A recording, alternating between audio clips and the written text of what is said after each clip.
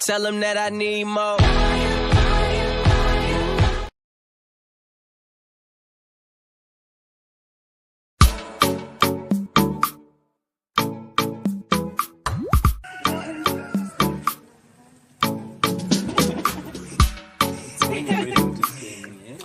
I'm ready.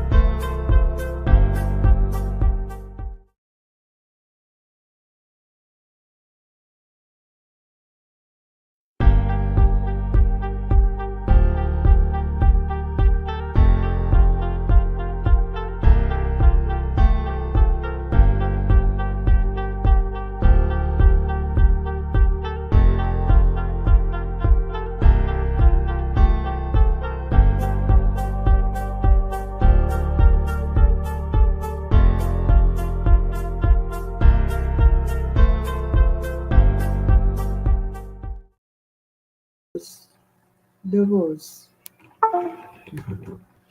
You're welcome on Black Hot Fire Network. The Rose Riazochima.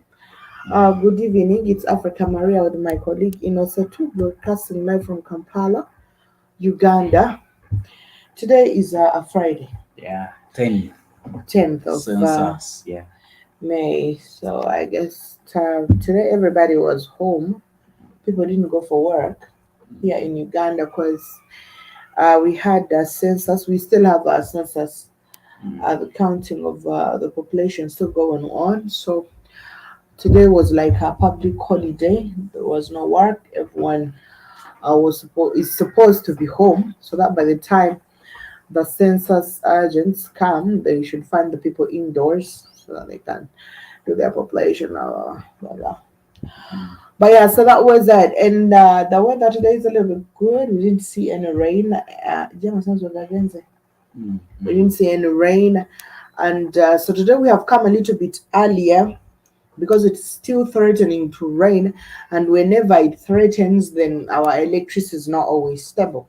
Like yesterday, we really apologize for what happened. We apologize for what happened yesterday.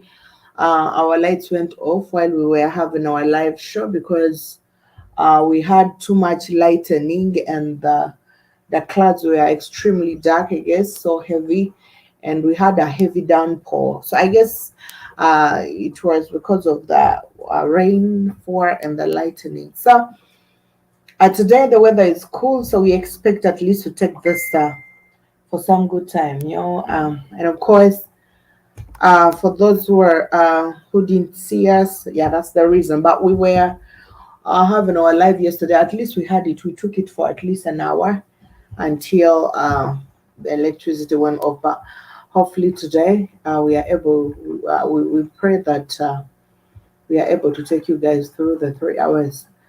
So yes, today's topic is the monster GMO effects in Africa, and of course worldwide.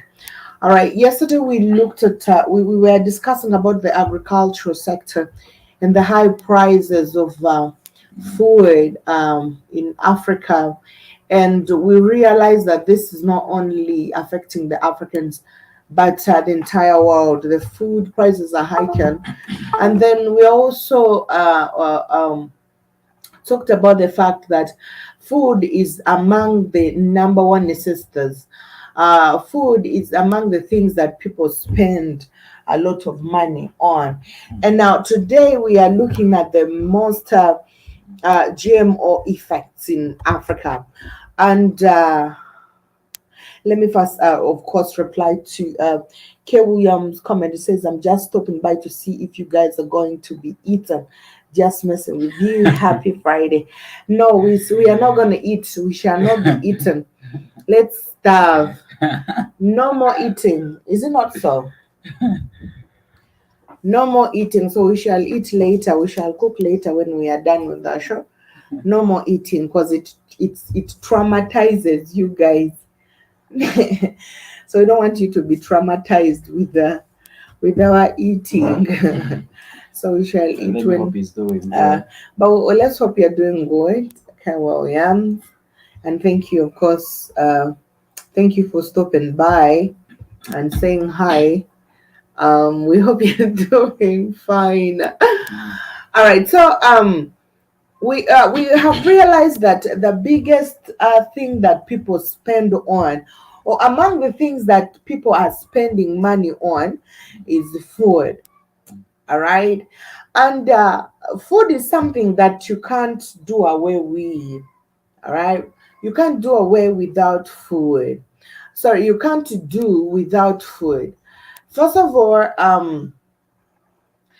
there are a lot of things that people look at as necessities. There are a lot of things that people look at as basic things, but food is among the basic things. First of all, it plays a very huge role in growth, life, health, all right, energy, and all that. Okay, because it is like the fuel. Food is like fuel. With no fuel, the car is not going to move. All right. So it is only people who are not in that business who don't really understand. And there has been an attack on the food. And like I always tell you here, that if there is an attack on food, that means there is a direct attack on people's lives. All right, because if someone plays along with what you are consuming, that person has played with your life. So a lot of people are talking about genetically modified foods, and we have got a lot of debates about this. Scientists will tell you GMOs were created to fight a lack of food. All right, they were created to fight. Uh, yeah, K. Williams. We have GMOs here. We are told that GMOs are created to, of course, to fight hunger. Okay, but we have had GMO overtaking organic food or natural food. And of course, GMO, these are genetically modified, all right, foods or organism, whatever. So GMO have taken over, of course, the organic food. Now, why do we still have a high increase of hunger? Yesterday, we talked about the fact that it is so absurd for us to see a continent like Africa, who has the most fertile soil, a continent that has rainfall throughout there, a continent that has sunshine throughout, a continent that has the best climate you can ever wish for, again importing food from other. When it is just unbelievable. You may even argue about it when someone says Africa has reached an extent of importing food. You may still argue about it because the ears cannot believe what they are hearing, because it is extremely, yes, unbelievable. One, we are producing food for commercial use, and also the GMO foods which we produce on the demand of the exportation or the other international markets. We have had big farmers now concentrating on watermelons, GMO watermelons. Nobody's going to depend on a watermelon for for the whole day. All right. It's a free. You see people are of course concentrating on growing GMO mangoes. Okay. And by the GMO mangoes are always available throughout. They don't have seasons. That's why each time you reach the supermarket, you'll still find a mango. But when these things rot, they smell like rotten rats or stuff. There was a certain time I was even asking mom, I was like, a tomato, how can a tomato rot and smell like a rotten rat or something that has been rotten, something like a beef that has rotten badly? How can that never happened before? You find that these GMO mangoes, because we had mangoes growing up in Ossetu, you find a place when the rotten mangoes down because they have fallen down, and each time you have to sweep in the morning to clear that place because we shall have fresh mangoes coming down. So if mangoes are rotten, you do not even hear the smell. What you mean? You can even reach and not know there are rotten mangoes where you're passing. But GMO mangoes can smell. And you would still ask yourself, what are you taking inside? Because the truth remains, once something goes inside there, it changes. Everything about it changes. It is no longer fresh as it seems when you're eating it. So, K. William says, did the Chinese people bring that poison food over there? Chinese people bring the fake rice and fake whatever. They are fake stuffs, yeah. But GMOs were introduced in Africa. They have been here for some time. And South Africa is one of the countries that, of course, was first. Was among the first countries that embraced GMOs, and then came Burkina Faso, of course, being pioneered. Burkina Faso being pioneered by the French, and then we had Egypt, and then of course we had Sudan. Of course, those were among the first countries. Of course, the consumption or the planting of GMOs was still a matter of debate throughout Africa. Some other countries were rejecting this, but some other countries really did, of course, embrace this. Now, when you look at South Africa, South Africa has been a major grower of GMO crops since 1998. So,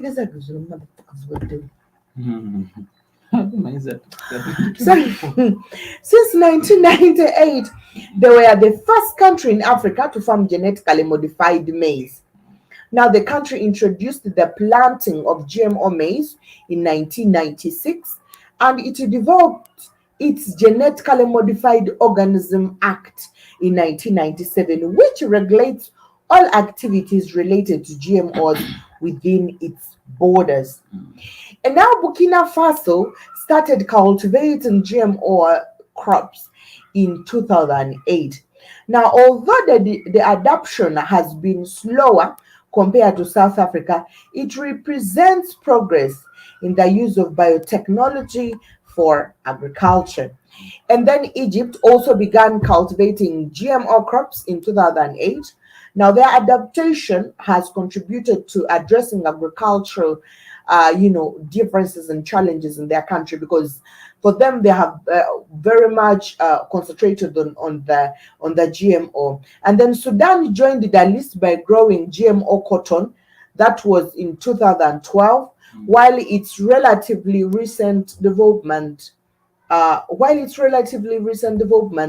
shows the growing interest in GMOs in Africa. So we have a lot of African countries now that are doing the GMO thing, and though some of them are not doing it at a larger scale, but we are still going to drive this back to probably, because when we look, if GMO started in 9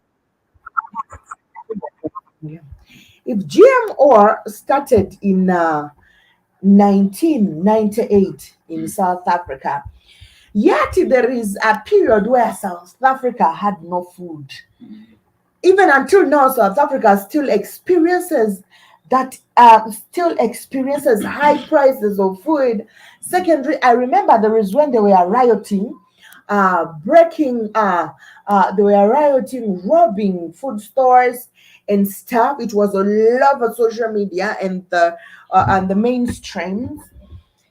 If a country started cultivating GMOs, that is in 1998, and then it is still experiencing Food hunger, shortage. it is experiencing food shortage. It even used to receive wheat, rice, whatever from Jangawa, Russia, Ukraine. from Ukraine, and it was among the biggest consumers Of their wheat. of the wheat from Ukraine. Now, this is South And Africa and that started. whenever prices hike for food, it means the country lacks The enough country food. lacks enough food. Mm. So we had that. How come that South Africa that started GMOs in 1998, for crying out loud, is still experiencing this than even the countries that don't practice GMOs? All right. But they will tell you we are introducing GMOs to fight food insecurity, to fight shortage of food, and to do blah blah. But GMO has not done that. Mm.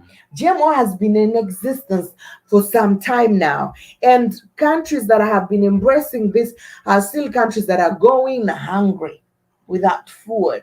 Now, this is not, and it shouldn't be a matter of discussion. Even when you go on, of course, Google, and you're trying to search about GMOs, they will give you that front page, that white front page. I'll call it white because it praises everything about GMOs. It is very hard to find the facts, but the facts are still so visible. Because if I told you the number one reason of creating GMOs is to fight hunger, to fight famine, to fight food insecurity, why do we still have this food insecurity? And it is increasing on a daily basis. All right. Now, first of all, in South Africa, we have those people who govern the agricultural sector, and those are the white South Africans. All right, they decide what to plant. They decide what to plant. They decide what to do for the entire population of South Africa. So this is why we see that these people were embracing the GMOs. And of course, they're the ones who are leading in the agricultural sector. The white people still have the farmlands and they're still carrying out agriculture. And these other black people in South Africa have no say. So, and actually, the South African fruits are moving all over because even we buy them here. Mm. The oranges, Yeah. the pears, and all that.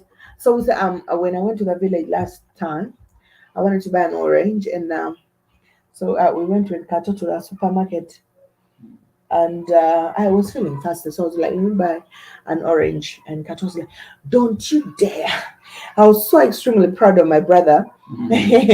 Actually, I'm just proud of people at home. People will surprise you with that.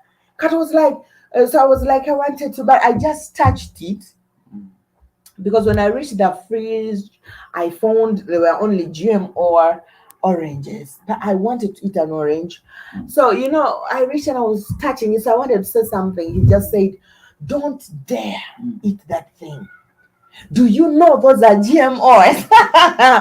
Those are deadly. Don't even eat that orange." So I was like, wow.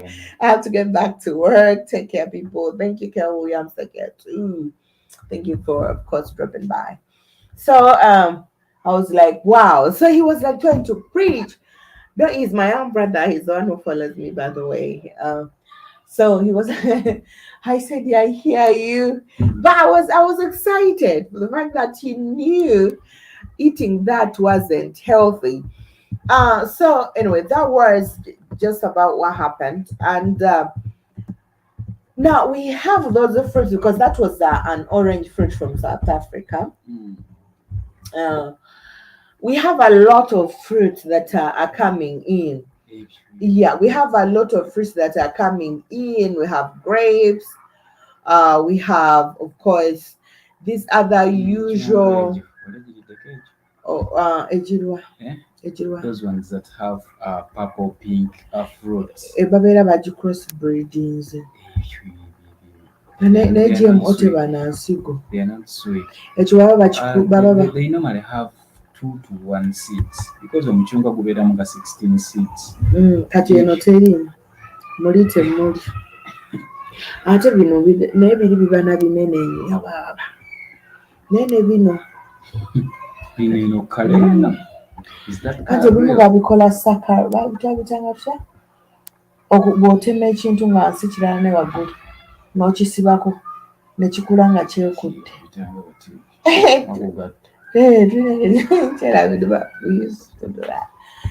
nze mbeera ndowooza bwe batyo bwe baabikola ebyo ebimu ebivaamu ezo kala.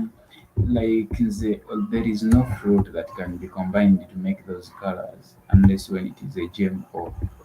Kale kulengawo bavuge kale. Unless when it is a GMO. Anti kati olaba bisecungwa babikola batya? I thought those are GMOs. Oh. Secungwas. Secungwas tegedde. Chungwa waffe propagation. You mentioned GMOs separately from hybrid seeds. Yes. So what are GMOs? When you go to GMOs, they are genetically modified.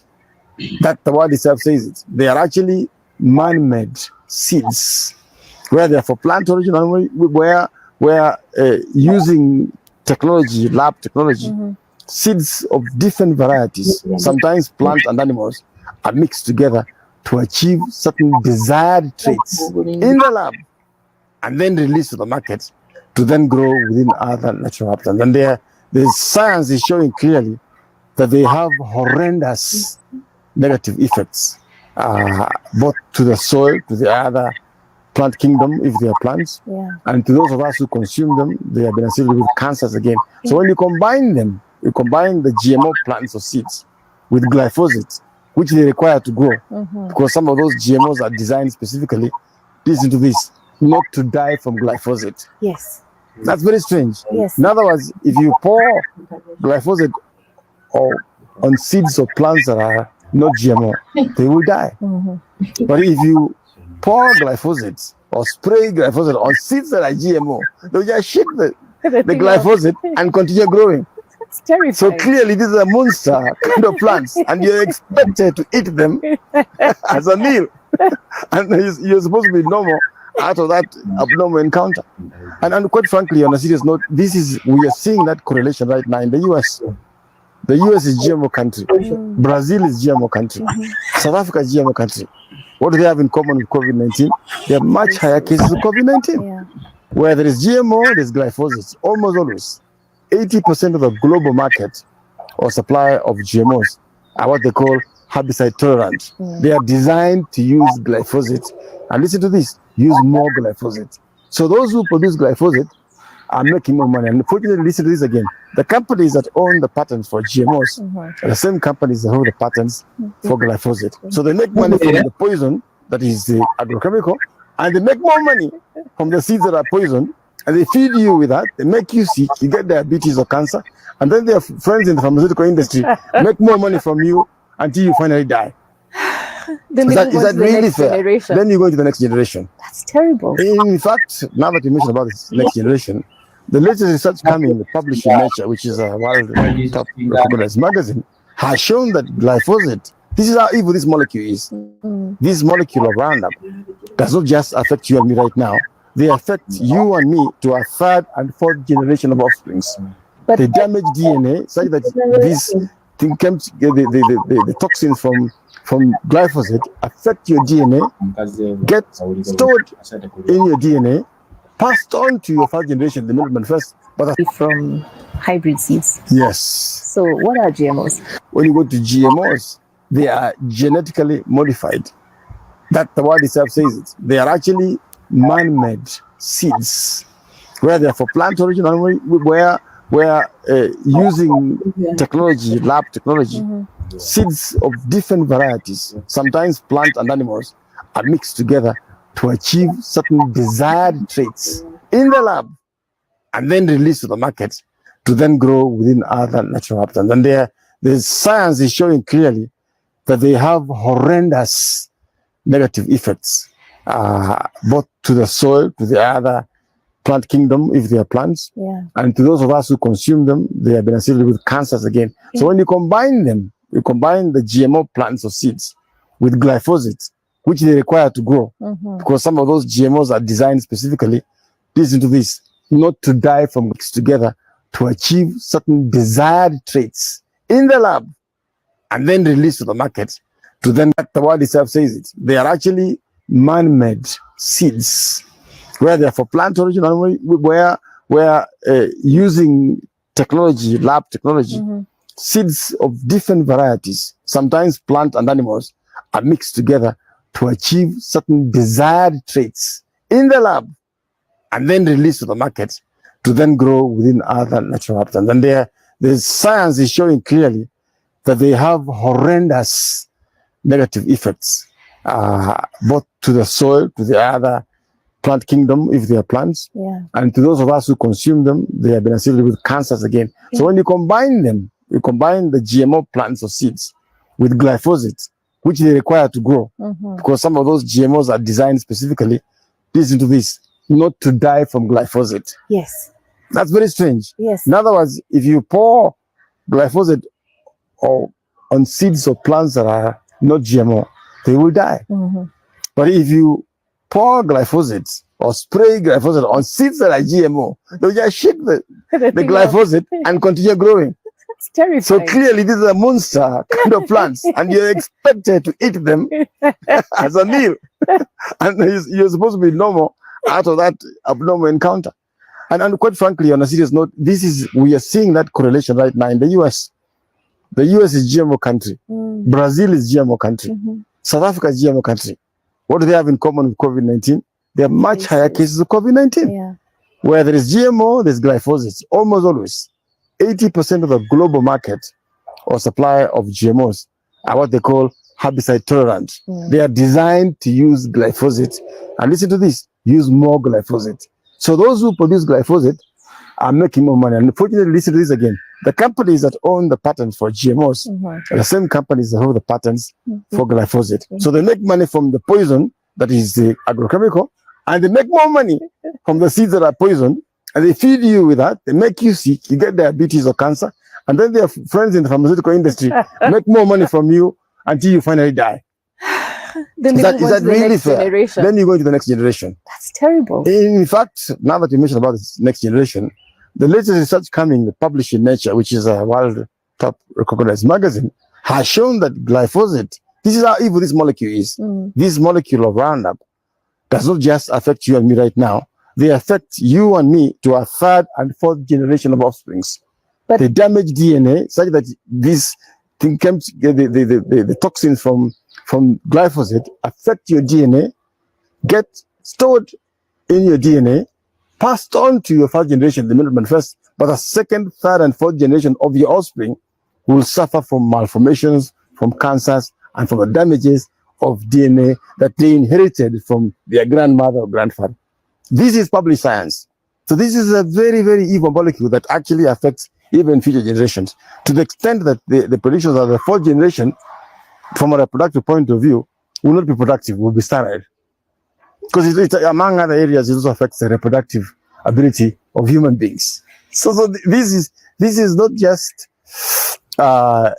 eugenics or killing you as a person, but it stores the memory to damage your offspring into the future. To the extent that if this progression continues, by the fourth generation, your offsprings will not be able to procreate. Now, this is not Dr. Mukaya sharing this from on top of his head or some African voodoo.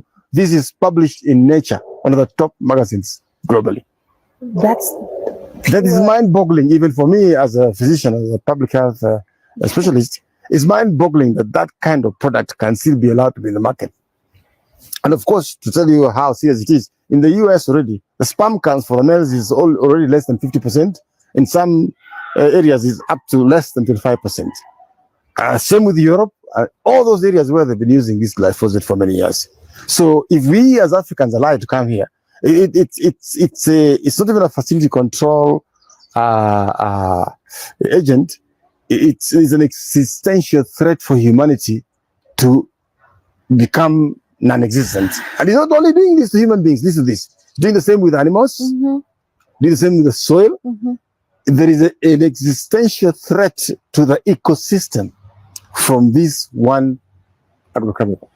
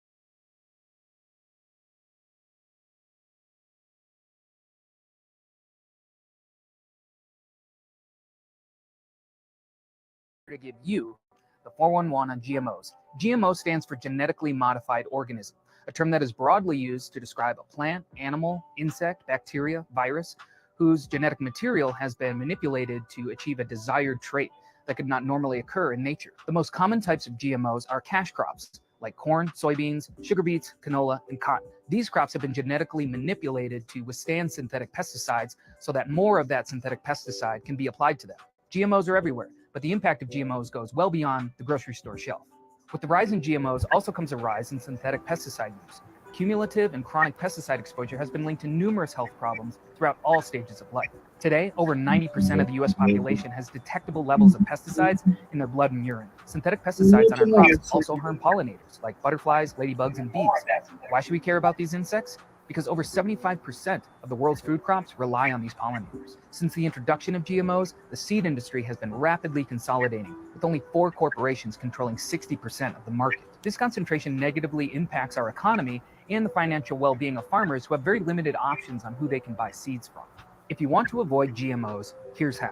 The next time you're shopping, make sure to avoid processed foods that are derived from genetically modified crops. Look for the non-GMO Project Verified certification, and make sure to choose USDA organic because GMOs are not allowed in organic food production. Confused about GMOs? You're not alone.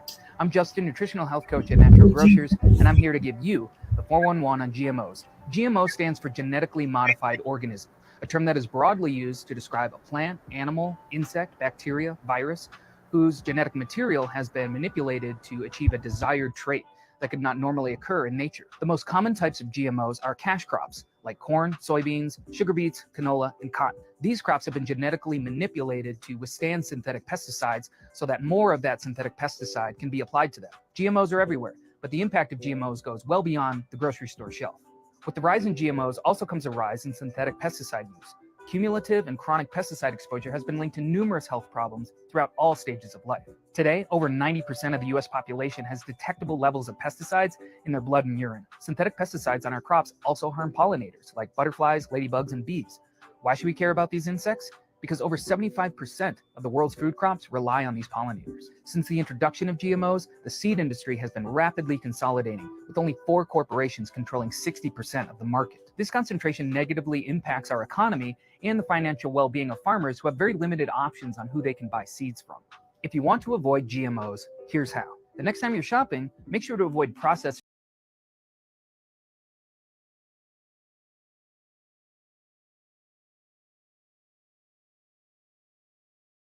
issues of GMO really.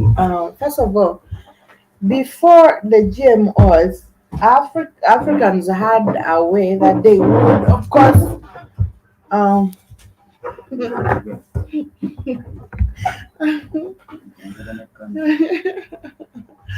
Africans. Sajja watulya bw'otuula. Before GMOs, we had a way of course, preserving our seeds. Each time that seeds would be grown, or maize seed, whichever seed would someone would have grown that in that very particular season, they would preserve some to continue with the next season. And people used to do that. You'll find that if someone has, of course, grown beans, or if someone has planted beans and they have yielded and they have harvested, they remove like some cups or a basin of beans, knowing that this basin is going to be kept for the next season. We replant the beans. So this is how the process has been going on. So there was no need of someone going to buy the seeds, because in Africa people had these seeds prayer. So people had the seeds of whatever it is, and if you never had, you still go and buy from another farmer. All right. So now this had killed the market for of course, companies that are dealing with pesticides and seeds. Now, first time we had pesticides introduced, and for example, like in Uganda, where some people didn't know that some pesticides we are buying only work for GMOs. And these people were using, ojjukira bye biseera abantu emisiro bagambanga ebintu bifa. And it was all over the news. People were buying pesticides and they were using this pesticide on organic things. And people did not know. And until now, we still have some local farmers who don't know that there is a difference between this GMO corn seeds and the organic seeds. So some people will just go and buy these seeds in the seed store, or in the farm store, and they will not know what they are really buying. And they have never questioned themselves why there is precise chemicals for precise plants. So if you have bought like a cabbage, you have to buy pesticides or whatever it is you're buying that is particularly for that cabbage. And whenever you buy a pesticide a pesticide of a pesticide or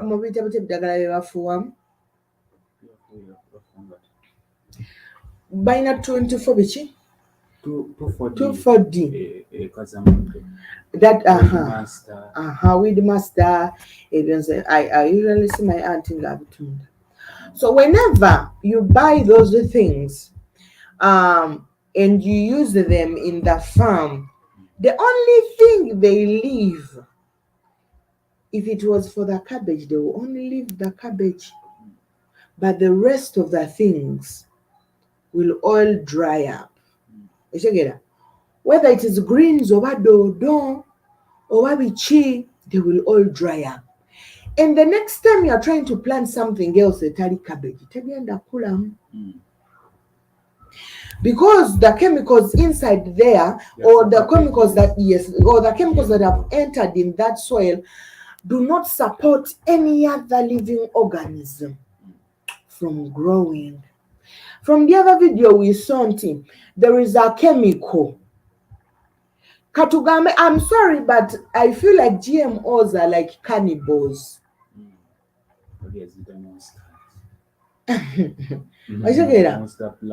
They are like cannibals because these are things that are genetically modified. At times they are mixed with rats, at times they are mixed with other things. It depends on whatever they are mixed with. And this is why people usually say GMOs grow up very faster. We have not, whenever people are talking about GMOs, we don't usually look at these chickens that grow within a short time. Enkoko ya Africa twala kabanga chokula. Local chicken. Zoka. Vako zine nzungu. Namba ziri nyolo. Na miezi mwenda. No mwenda guwira. All right. So we have a local chicken in Africa that can even take 9 months. 9 months to be ready to be eaten. And when you eat it, you feel like you're eating something real. And then we have got this chicken that we are introduced that only take 4 months. Tola wana mama abuzala. Take 6 months. People giving time for 6 months, and yeah, you know what would. No one is even waiting for them to grow for 6 months, because they said the more they stay in their poultry house, the more expensive, the more losses you get. So you have to feed them very fast. They grow fat, and you take them out. The more they stay in the poultry house, the more expensive, and the loss. However, genetically modified chicken, they take 6 weeks. 6 weeks. Those are 2 months. 2 months. Tesobola kuweza miezi mukaaga. Ezo tesobola kuweza miezi mukaaga mukwana. Tezisobola. So whenever we are looking at genetically modified, we are always focusing on crops and other things, but we have even animals. We have seen some types of fish that have been modified and have been introduced in the water bodies. You're not even tasting good. You eat fish and you ask yourself, what really are you eating? Then there is this chicken that takes 3 weeks, and people are already eating this chicken. You cook it, if you don't spice it well, you may not even eat it. Because it always has that strong, foul smell that is not real. Everything about it smells so strong, even the poop of that chicken.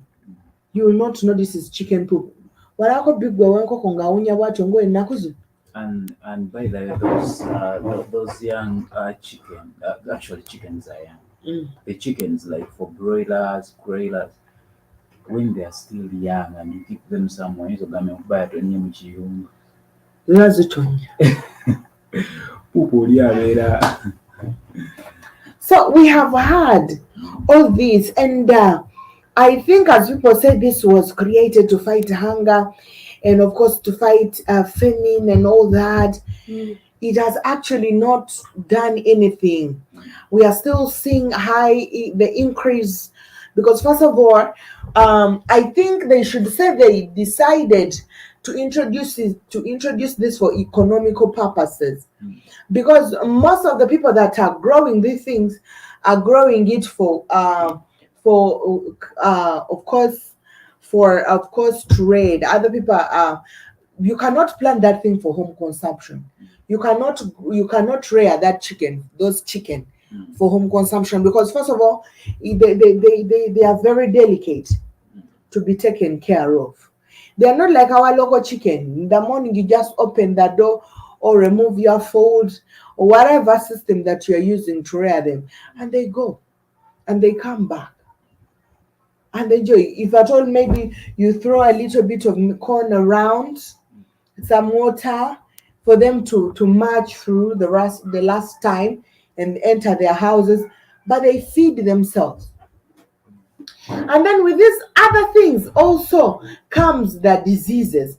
So me, I think it is much of business than trying to combat famine. It is much of business than trying to combat hunger, because actually you realize that there are a lot of things that people are consuming now that have no value, because the purpose of us eating is to get the value of the food that we are eating. If it's going to be a fruit, you are looking for vitamins. If it's going to be some chicken or whatever, you're looking for proteins. But the biggest question is, are we getting the protein from this chicken you're eating? You are eating the wrong food for the wrong reasons. But of course, people will tell you that genetically modified things are delicious. And these are usually people outside Africa. Probably maybe you have never tasted that. You can never compare a local chicken, no matter how. You can decide to boil a local chicken and enjoy it. You can't boil this GMO chicken. You can't boil it. You can't eat its skin.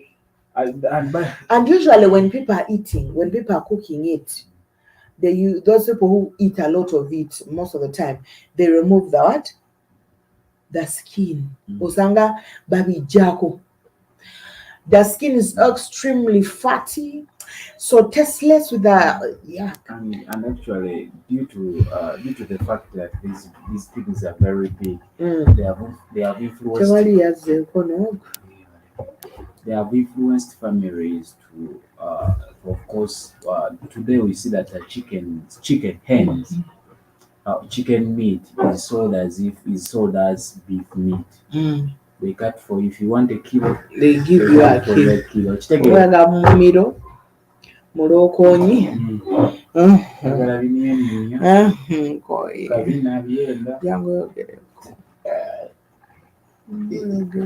What was it? Jimmy Jabba.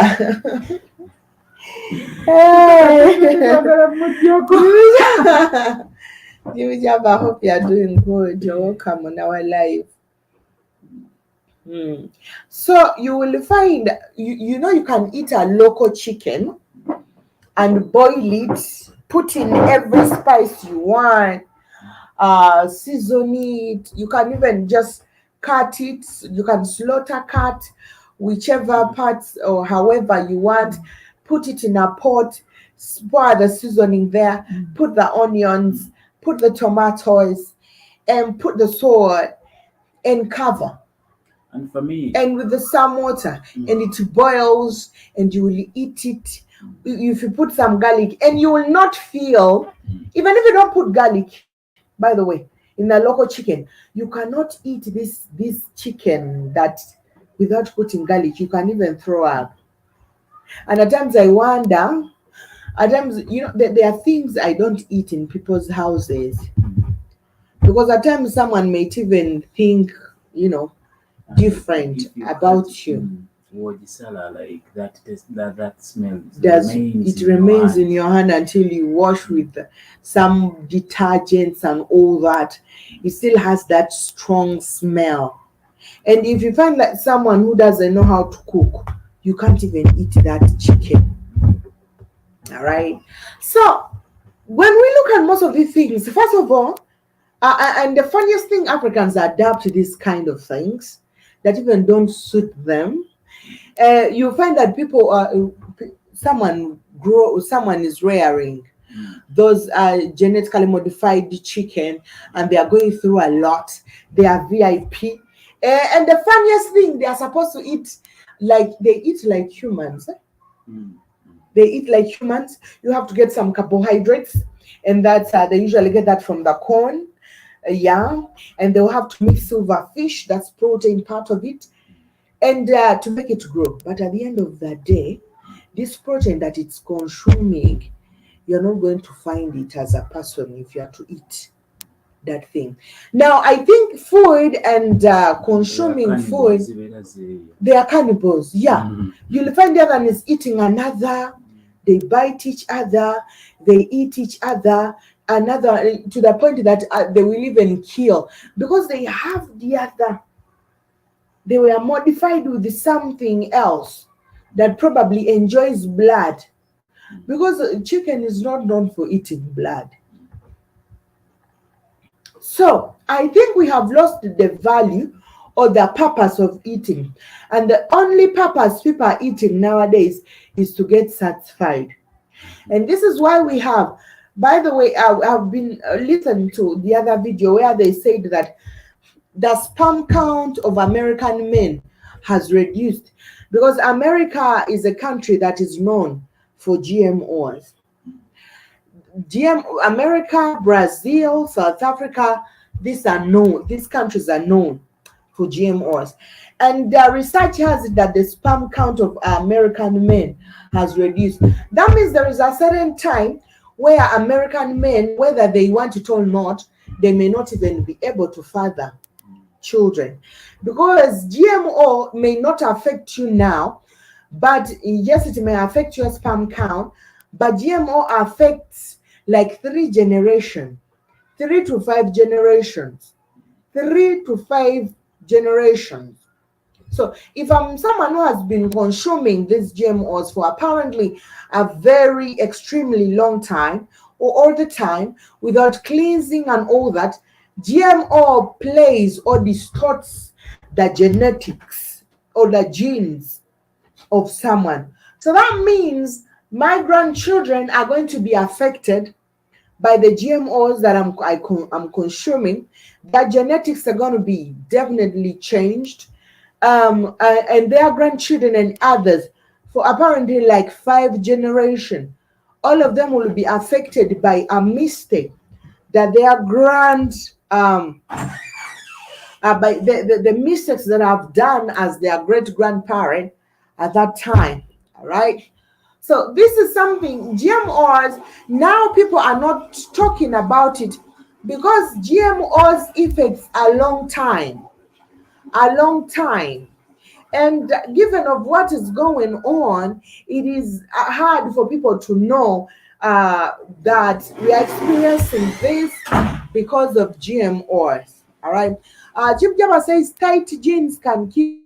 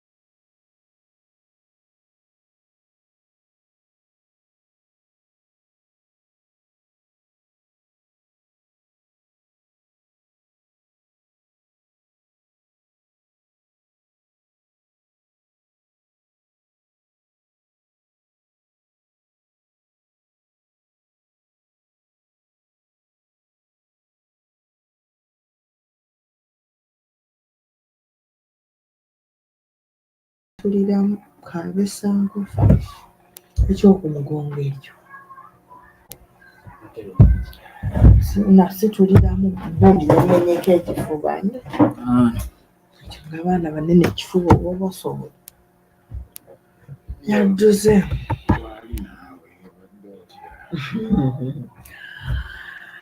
yo we back amabiri ganinga gamulaga ndoza bambaako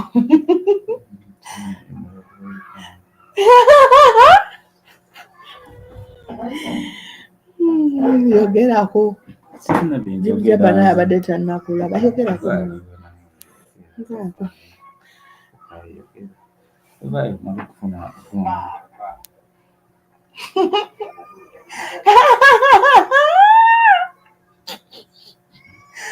mbeera tight jeans zinyiga walnuts. They even say that even the laptop lifting Putting them on your face. Yeah, no laps. Says no laps.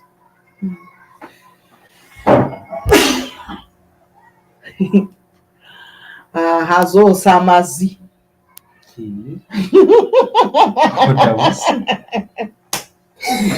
Maji. No maji.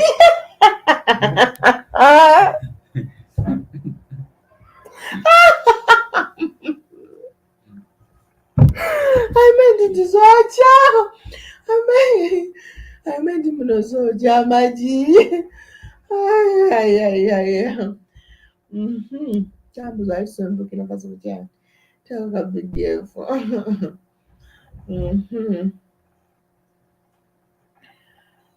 Of course,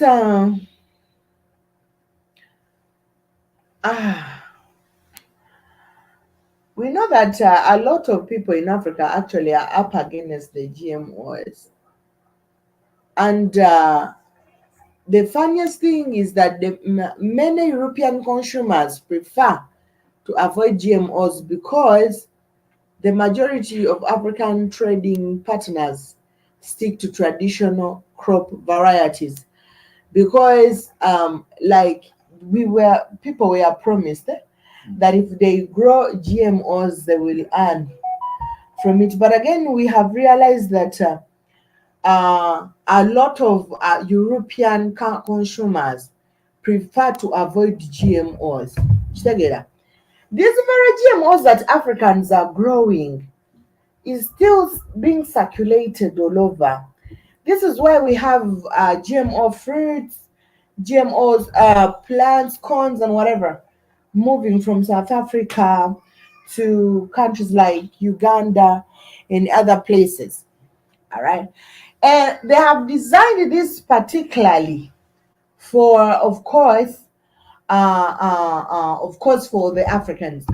And then the business deals that are with America, or the countries that are are doing partnership with America in terms of trade, more especially the African countries. Those countries, America embraces GMOs. It is okay for you. You remember last time when they're saying they're cutting off Uganda from the whatever Committee of America. From the IMF. Which committee of America? Not Unite. Well, Unite Gabeda City. Not which. Not a G. Need a living Gabet. What is the of America? Museveni bamugoba mu America efuga eri trade ndowoozaako it's law, no GMO food. It's a law, no GMO food on the European Union, but it's good for you. That's what Jip Jabba says. No GMO foods in European Union, but it is good for fair. And yet, farmers were convinced that if you grow GMO on a larger scale, we are you are going to get for international what? markets. Market. They say that they even come for it and buy it Yeah. from your garden. So a lot of people focused on growing GMOs. But remember, like I told you, it is very hard for you to grow something organic on the piece of land that has been growing GMOs. So a lot of people now have resorted to growing GMO, not because they want to, but because that is what their soil can sustain. Because that is what their soil can sustain. And this is why you are saying yesterday that there are three things that someone should look at in agriculture now, if I told you are to do agriculture. And among the three things, you mentioned manure or fertilizers. Before, we didn't have this kind of bullshit. You said it. But now you must add the fertilizers. Remember, in fertilizers, there are organisms. Because usually the fertilizers is the waste, most of them are waste from animals that are added with the chemicals. Most of the fertilizers are made also from the laboratories. So these fertilizers, this is why you cannot even plant GMOs without adding those fertilizers. Now the fertilizers are combined with the whatever organism that are in the GMOs to make them grow. So it is also a necessity for whoever is planting now. Before, we used to hear fertilizers, manure when we are in school, and some of us had never seen these things when we have farmlands. But now you cannot talk of farming without mentioning fertilizers. The fertilizers that you buy from the same farm store where you buy the seeds, where you buy the pesticides and whatever the chemicals you're going to use to spray. And by the way, stupidly enough, Africans, whenever they go to these agriculture shops to buy fertilizers and seeds, GMO seeds, they normally tell them that you have to accompany this kind of seed with this kind of fertilizer or this kind of drug. You have to accompany these seeds. You have to accompany these seeds with this kind of fertilizer or insecticide. So, and to make matters worse, if at all you planted, like you're having a big garden of corns, of maize, and you planted part of the garden, you made it with local seeds, and the other part with GMO seeds, you'll find out that if at all you use, just like Maria said here, if at all you use those insecticides, you spray them on, of course, non-GMO seeds, they will eventually dry up, which makes everything, of course, worse for, of course, African communities. We have seen incidences where that, of course, that should I call it a weedicide, Maria? Bafuira like omuddo weeds, babita weedicide. So that kind of drug they normally use for weedicide. If at all you spray it, of course, to food, like you spray to the garden, there is a certain kind of food you must plant there. You like you can't just plant anything anyhowly, anything you feel like you want to plant there. If they that is a must. That is a must. You must apply those as artificial fertilizers. So, and this, of course, has made very many people to, if someone is not using gem or seeds, you'll find someone using fertilizers, you'll find someone using herbicides, weedicides. So, it is very difficult for someone to escape this mission of course, wiping away African seeds and local seeds from from the continent. Okitegeera? Because wonaba tokozesa seed ogenda kozesa weedicides. If I don't, if at all you don't you don't use weedicides, you use the fertilizer. All these things are killing everything, starting from the soil. They're making the soil infertile. ate zo seed GMO Mm, tosobola kulima kasooli wa GMO mm. n'oddamu n'okozesa empeke eyo okusimba. Aha, yeah, that is true. You have to be That a is customer 24/7. That is true. Let it be maize, let it be what, you can't use the same seeds. Like we used to do before. It is majorly for eating. Plant it. You plant it. And actually, if you use it, if you're someone who is big-headed and you use it, if you're someone who is big-headed and you use it, like one the results says if you find out that the results, the things are very small compared to the first yields. The second yields are very small. Naye nga waliwo ababikozesa. Hey, Jibali. But the yields are extremely small. Ziba zikuyambye ne zijja. Because I've seen corns where they have over 4. I've seen maize plants when they have 4 corns. Maize plants when they have 4 corns and big ones. So if we plant again those seeds from that maize, you'll find out that you may have 1 corn, or you have 1 corn with a malip, mapen.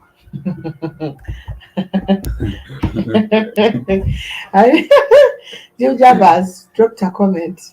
Jib Jabba says that Museveni has thousands of cattle. He could make a fortune from bullshit. Oh wait. He has farms.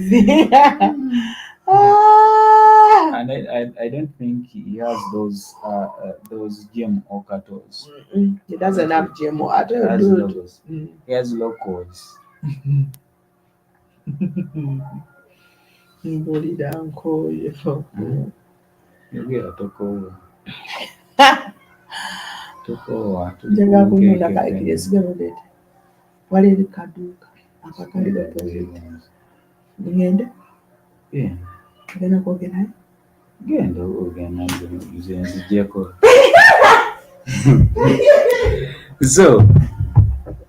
So we see that hesitation to adopt GMOs in Africa stems from, of course, concerns of food safety, as they say.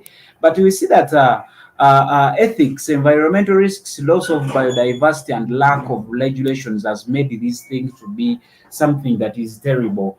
This GMO thing doesn't have ethics in African countries. You find out like very many people on TVs, on radio, they are announcing about the existence of these GMOs. They even exaggerate about a lot of things. You find people are advertising melons, watermelons on TVs. They say, these things are grows in 2 months. It's big. We give you market. We buy them from your garden, which makes the entire exaggeration about these GMOs and the results. And this has made a lot of people, of course, to divert to cash crops rather than food crops. Actually, in Uganda, there are a lot of foods, but majorly in central Uganda, this is a place that is known for matoke. People grow a lot of banana matoke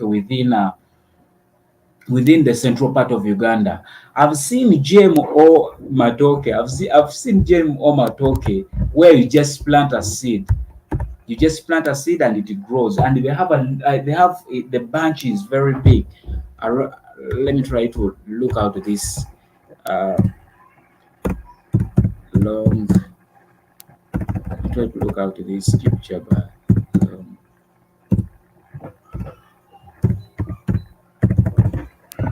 okay, bunch.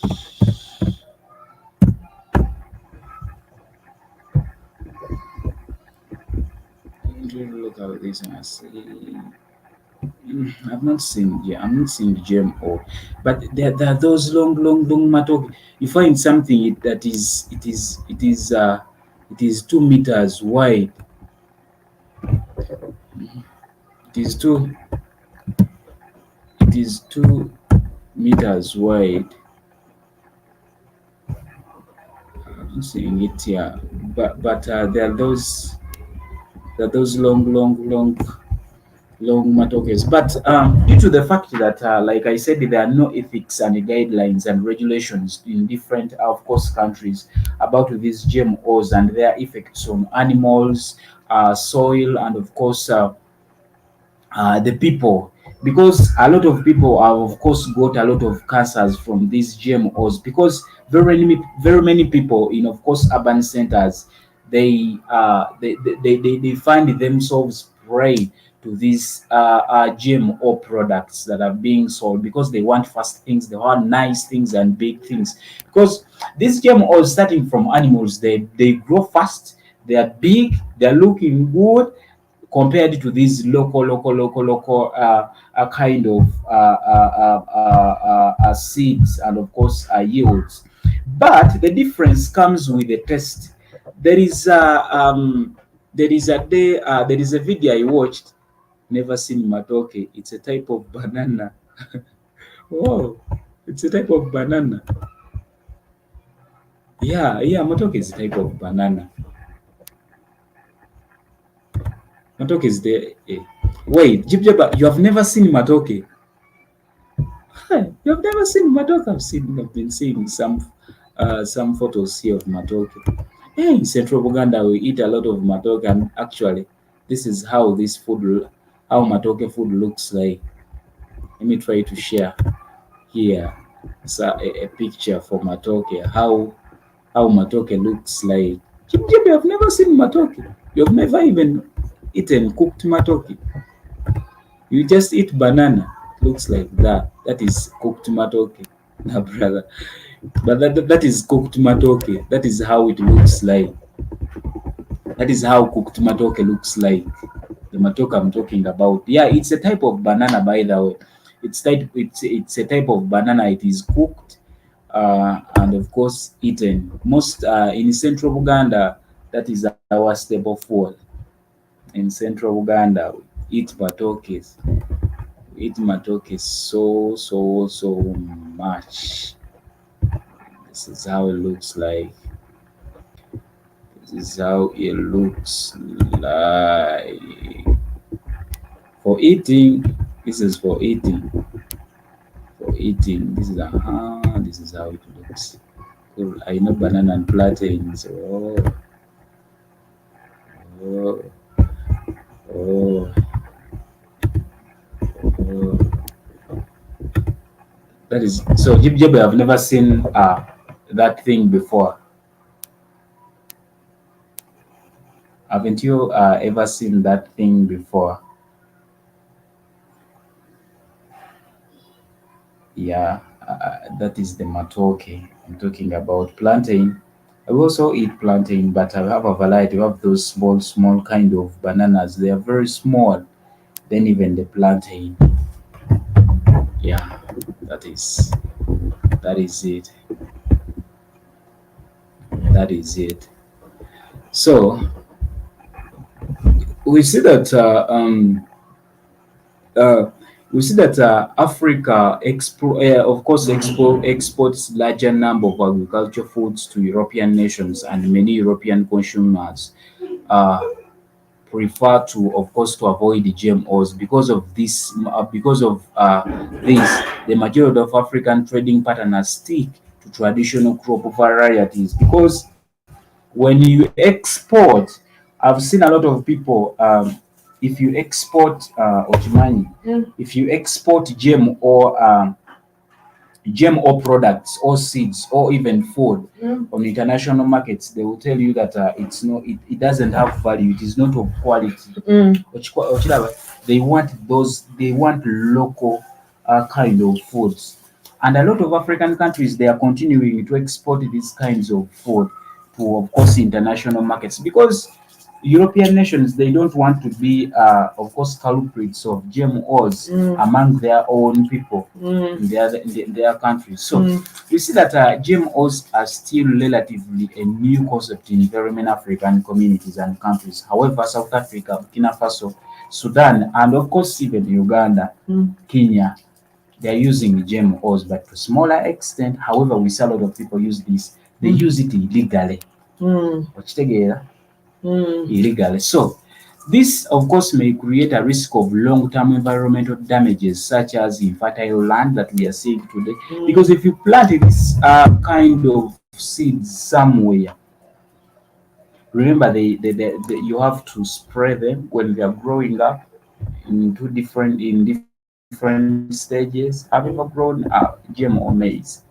They told me when it has just brought 3 leaves, you have to spray. You have to spray when it brings 3 leaves. That's when it leaves. has just germinated. Yeah, 3 leaves out. You have to spray when it grows up like over 6 inches. You have to spray again. You have to spray when it brings leaves. Those kind of, how do they call them? The flowers. The flowers. You have to spray again until the thing is done. So we see that other effects of biodiversity loss. We may see effects of biodiversity loss. We talk about a mesebangachi. Is it a pest? It's a pest. It is a pest. Rat. A garden with GMO crops, you can never see these pests. The rats. You can They never. know. The rats are smarter than even the human beings.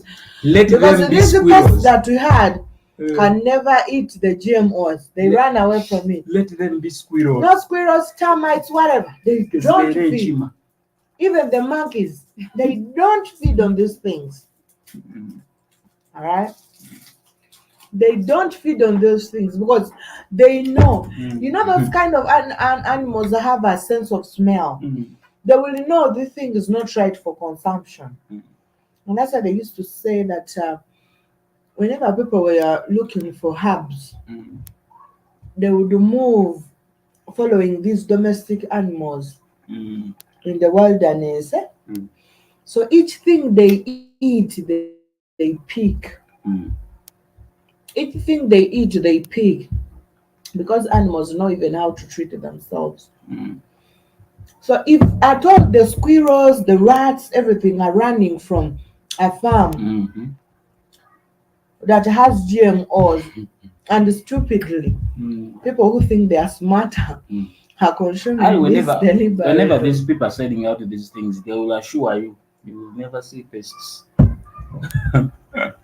But they create their own pests.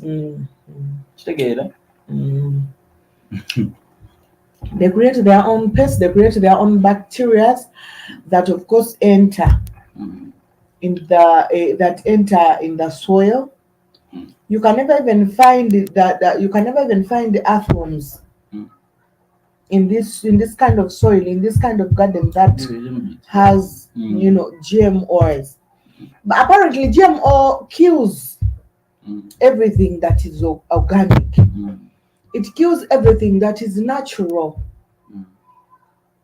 Now, how about the human beings? It changes the entire DNA system. And like I said, the effects of GMOs are recurring. Their effects are long.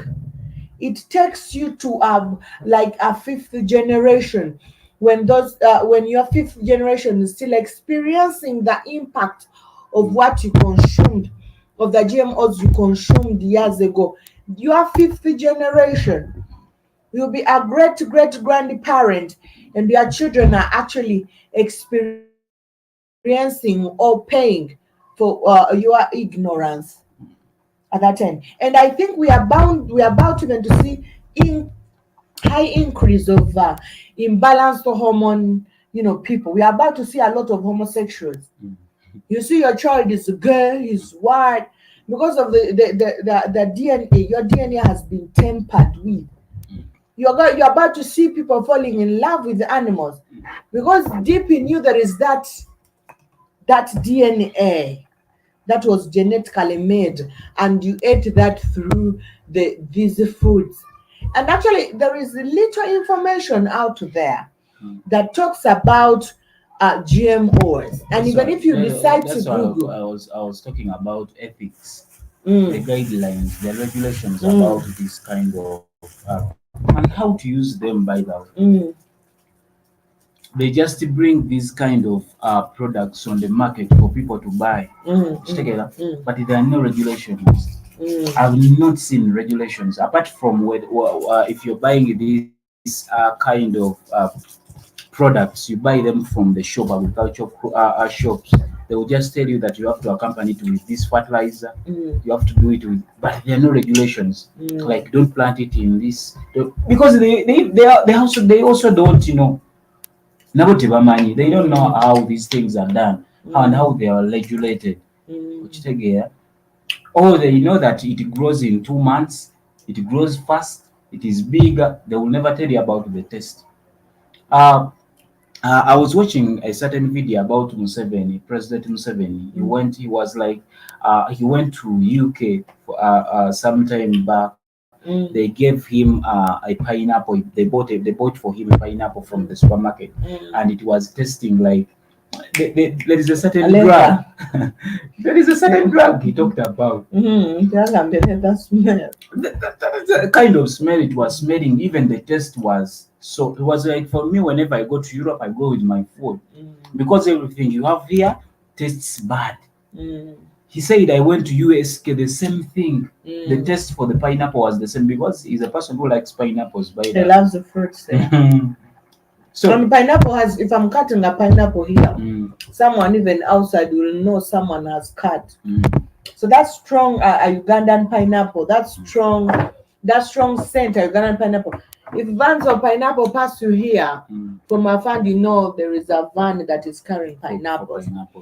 And when it comes to GMO pineapples, So the guy was like the thing had a plastic taste.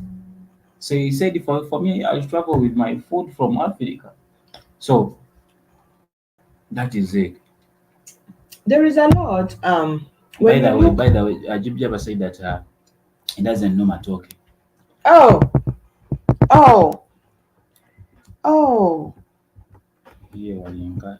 Jibjaba, matoke is like plantain, but it's not.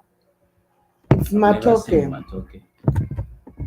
It's a Ugandan food.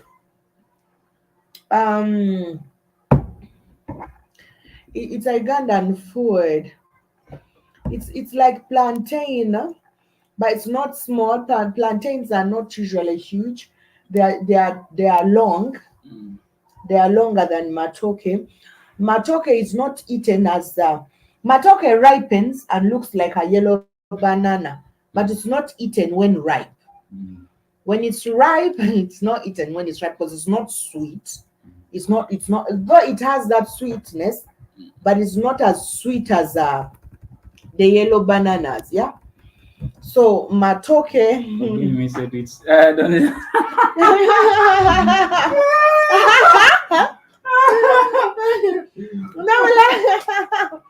I will explain to you about matoke. Unfortunately, I won't tell you. You can taste it. Maybe if you come to Africa someday. Matoke is like plantain. Matoke is like plantain, but plantain is eaten when it's ripe. And actually, the taste of ripe matoke is the same taste of ripe plantain. You cannot eat plantain as a yellow banana because it's supposed to be cooked. And I think you can still fry matoke when it's ripe, like plantain if you want, but it is just eaten when it's green. But when you cook it, it's not white like other bananas. Because if you cook the sweet bananas when they are green, they will be white inside. But if you cook a matoke when it's green, it will still be yellowish. And usually here we eat it. We eat matoke. I love matoke. You can smash it, you can cook it after peeling it, whichever way you want. It's one of the meal that I really fancy. I like. I enjoy it. I'm also a fan of plantains. Though plantains are expensive here because people use it in different ways. You find it on the streets, blah blah. But I love that. I really enjoy eating plantain with barbecue. It's cool and nice. I love that. I love that taste. And matoke is also good, yeah. But for some other people who most men don't like matoke. Mm. You know that? Mm-hmm. Because they feel like matoke is very light. Matoke is a very light food. And usually when men eat it, they keep saying you get hungry very fast. It doesn't stay in your stomach for a long time. But yeah, I love eating matoke. And so, sorry, but it's okay for you not to know matoke. It's okay. So I feel like there is a biggest part in INNOSSETU that the world doesn't really look at, and that is the attack. The attack on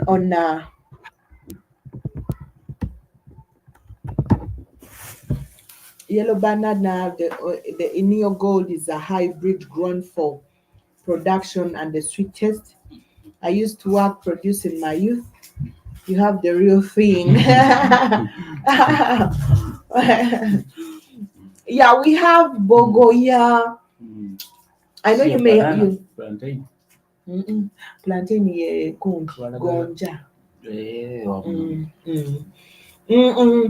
Yeah, we also have what we call bogoya. Mm. Bogoya is a sweet banana. Mm. It is so huge, like it's very nice. Only that I don't like it. It's so sweet. I can eat just one, maybe and a half, and I'm like, and take a cup of water. Whenever I eat it, I feel thirsty. INNOSSETU likes it. And I prefer they are small. We have some small bananas, sweet Oh, bananas, mm. bundizi. Mm. They are tiny. They're usually tiny like this. They smell good. They are nice.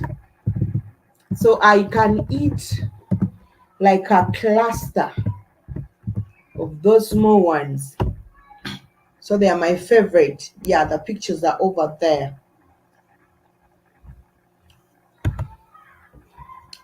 Tomorrow we are going. Mm. Don't you cut the lacket? Umenga kenge debe byabazungu babirya tebyengedde. Ako.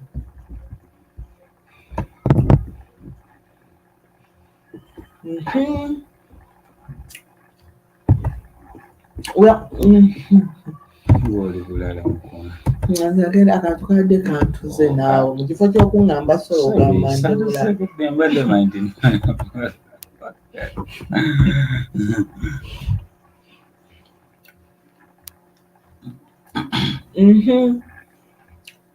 Jibijaba, that one is also a yellow banana. That one is tiny. It's usually short and tiny. It smells so good even when someone puts it in the house. It smells good.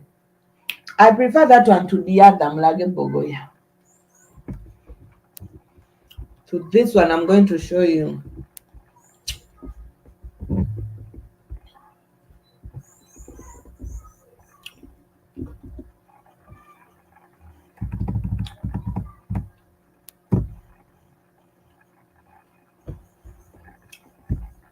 Ogenda mulaga bokora.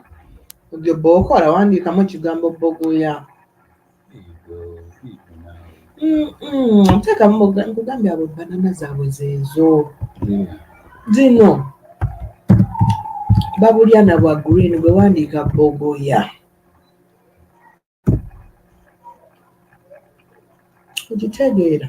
Njawulo ya bogoya ogiraba? Muwe eri eno erabika nnyo biki. So this one.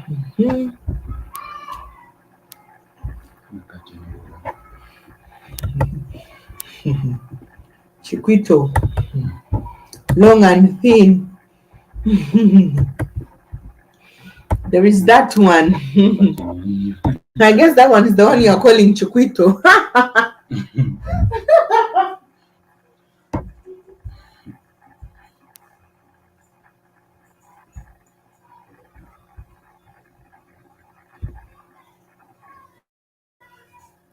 Chiquito.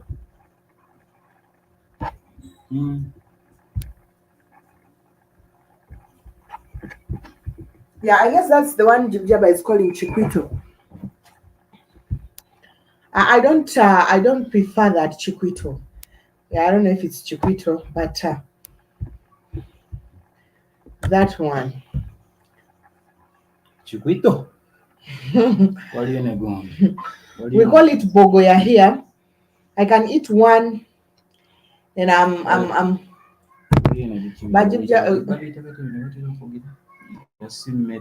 Bog nang gundi.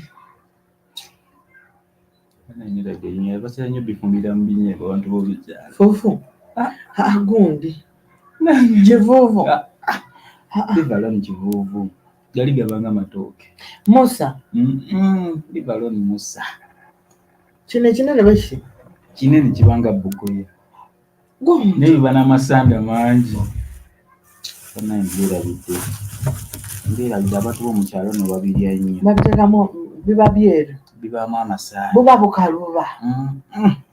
Tebikaluba nebibaamu amasanda. Biba byeru nga ogambye nebibaamu amasanda. Basooka na jjoozi. Zomanyika Musa baffe tukakolamu n'omubisi. Neno bakukolamu omubisi naye basooka kukoozaamu. Unless you go to the Mexican market. That's all we have. We have like a lot. Mulage bokora. Yeah, bokora. I'm going to show you another. Bokora. Simanyi oba tunakifuna. Bokora banana. Right. Banana.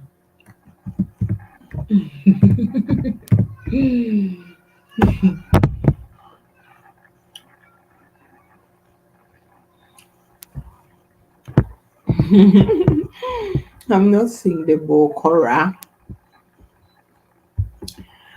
I want to show you something. Yeah. Chivuvu no jebafumba nga chenjede. Chivuvu we. Teka mu chivuvu. Yo. Let me show you another.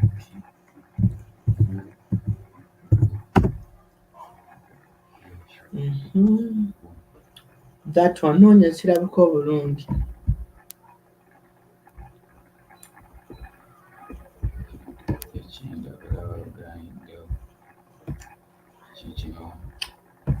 Kibisi.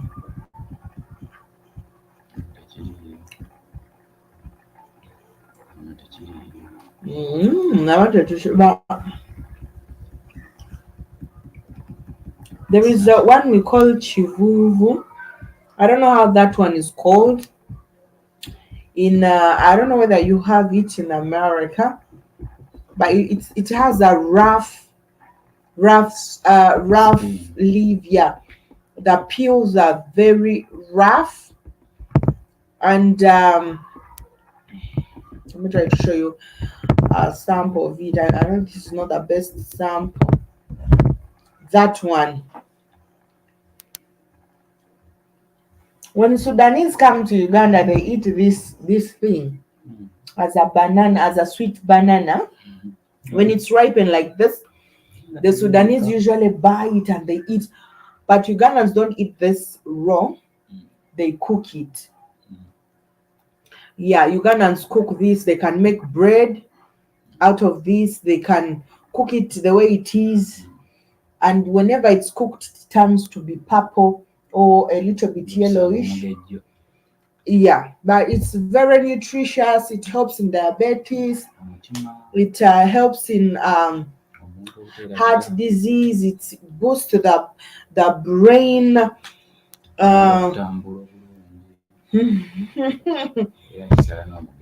So it also it fights obesity. This one here. So in when Sudanese come, most Sudanese eat this, but Ugandans don't eat this as a sweet banana. They rather cook it. You can cook the fruit, and then you eat it. When it turns usually purple when you cook it, and you make bread from it and stuff. It's very healthy. I don't know if you have this jib jabber, if you have ever seen that. Usually the peels are very hard and it has a very strong and tough peel. Yeah, so they call it chivuvu. So we have a lot of bananas here. There are others that are not edible, but no, they are edible, but we don't eat them. So you find that some other people make like alcohol. OJ. Some other people, what do they call it? Yes, hi, Michelle. Some other people make like alcohol from some of those things. They make juice. There is the ones that are basically for local juice, local wine. And Musa no bamuli abantu abamu. Musa, bamulya. Naye ng'enjala. Bamulya njala. Abasaka. Some other. Actually, some people said it here as bogoya. When they are lying to people. So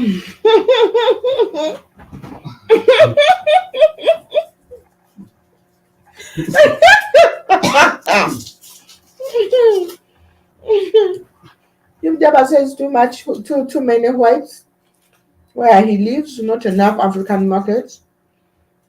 Yeah, so we have a variety of those things. And apart from that, well, there are other things that have not been tampered with by GMOs. Like Elio. Ngamusa. Not really known. There are other things that the Muzungu has not yet modified. And I should say, maybe that is a blessing. Because people are still producing that local beer. At a local level, people are still consuming those things because Muzungu has even not seen them before, I guess. This is why they are not touched.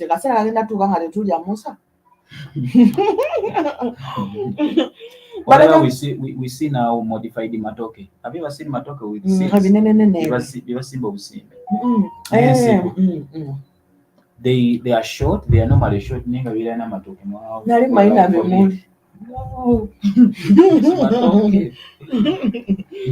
So that's how crazy it is. So we should all know that most of these things, it is not about them creating market, but also I'm telling you, with in the coming future, buying organic seeds. I was telling this to INNOSSETU today while we were seated. I told him that in the coming future, for someone to have organic seeds, that person must be rich. Organic seeds are going to be extremely expensive. Yet organic seeds have been a possession of everyone. Everyone had the potential of possessing organic seeds. Really? Whether you're poor, more especially Africans, we had organic seeds, and we've been having this throughout the generations. But time is going to come when, for you to have these organic seeds, it will cost you a life or a fortune. Seeds are going to turn into gold. You say we are talking about the oil, the gold. Africa is rich in minerals and blah blah. Seeds are going to become expensive assets. They are going to become expensive things. The way we are worshiping gold, uranium, and oil, whatever. Seeds, organic seeds, are going to be this. And unfortunately, a few people will afford. And for you to be able to have that, which even is not, even the soils are going to throw up the organic seeds. Because the land has been spoiled. That's why whenever a piece of land that grows organic or GMOs does not grow organic things. So this attack is not only or in the entire world. It's not only in Africa, but the entire world. And the funniest thing, I'm sorry, I think I'm seeing like, it seems like a lot of Black people are the ones who are affected. Because if you look if you look at the United States of America, America is one of the pioneering country that supports GMOs. And then South Africa and then these other countries. Why America in particular? Doesn't the government of America care for the citizens of America? Or are they aiming at distincting a certain population? Imagine a seed being kept in a vault. Check it, ngaka antidote, ngaka virus. Are they aiming at this? Are they aiming at destroying a certain population? That should be the question that we should be asking. Right now, we are talking about a lot of people doing a lot of crazy things. Africa is trying so much to reject homosexuality. South Africa embraces that. South Africa does not question. And if at all there is a place in Africa where homosexuals can live freely, that is South Africa. Remember, South Africa started doing GMOs in 1998. And most of the homosexuals in Africa are born with imbalanced hormones. Even when you look at them, there is you looking at a full-grown ass man, you looking at a bold man that has no sense of homosexual, not even as slight as saying that I'm a homosexual, but when you see the homosexuals in South Africa, you will understand that they have a problem. I was watching homosexuals who ran out of Uganda, rioting in South Africa, like they want to come back to Uganda. We want our freedom. We want to be free in Uganda to do homosexuality. They're rioting from South Africa. Yeah, they're rioting. Yeah, like why don't they stay there? The ass is not good there. We want to go back to Uganda. We want you to accept us to come back to Uganda and do homosexuality. They're rioting from South Africa. So we see that. So we see that European nations, many of the European nations or European consumers prefer to avoid GMOs because the majority of African trading partners stick to traditional crop varieties. There is nothing I've seen being exported outside Africa than crops like food crops, like real food crops, starting from milk, going to food crops. Actually, I was reading like 2 years ago. I was reading a certain article where Uganda exports meat. Did you know that beef? No matter. Beef. Yeah. Just because African things or Ugandan things had not been, of course, manipulated into these GMOs. That's why the Europeans just accept whatever that comes over from Africa as long as it's food. And of course, they allow importation. We import food from those countries. We keep on importing food, tin beans. We keep on importing seeds from those ends. When you go to villages nowadays, people want to plant maize, corn. Are they called maize? Corn. The corn. Yeah. They want to plant they want that maize that of course that is painted with blue and red. I'm agree with that. Together. Don't you see like a lot of people in the village? Don't become a Ugandan. But pre-ugali vegetable seeds were $99. Today, it's $2.50 and up. Again, pre-ugali vegetable seeds. Yeah, no. Pre-ugali vegetable seeds. Corn. They are becoming expensive. No. Like the demand for these things is too much. People, like I was saying, people in villages, they want to plant those maize seeds with which are tinted with blue, which are tinted with red and green, because these actually GMO seeds, they are normally like tinted. They are painted with a certain They color even to have differentiate names. them. Yeah. Oba bitima ezilongo zembera wali Talking about talking about longe. talking about tomatoes. There are tomatoes that are called hasidi and there are other names. And villagers know about these things because they are actually they consume, because gardening is done, agriculture is done in the villages. So the targeted people, they are the villagers. Amantumbia kati mu kibuga ani ali. Tagala for? Anja kutegeeza mulungi. Kulabika bulungi. We don't become a dandy.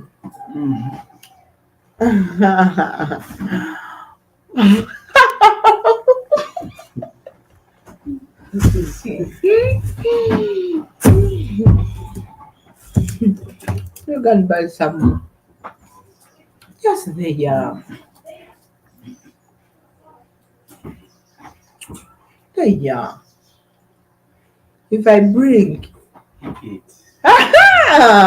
don't say we eat when you don't want to go. Don't go and bring. I shouldn't bring. Huh?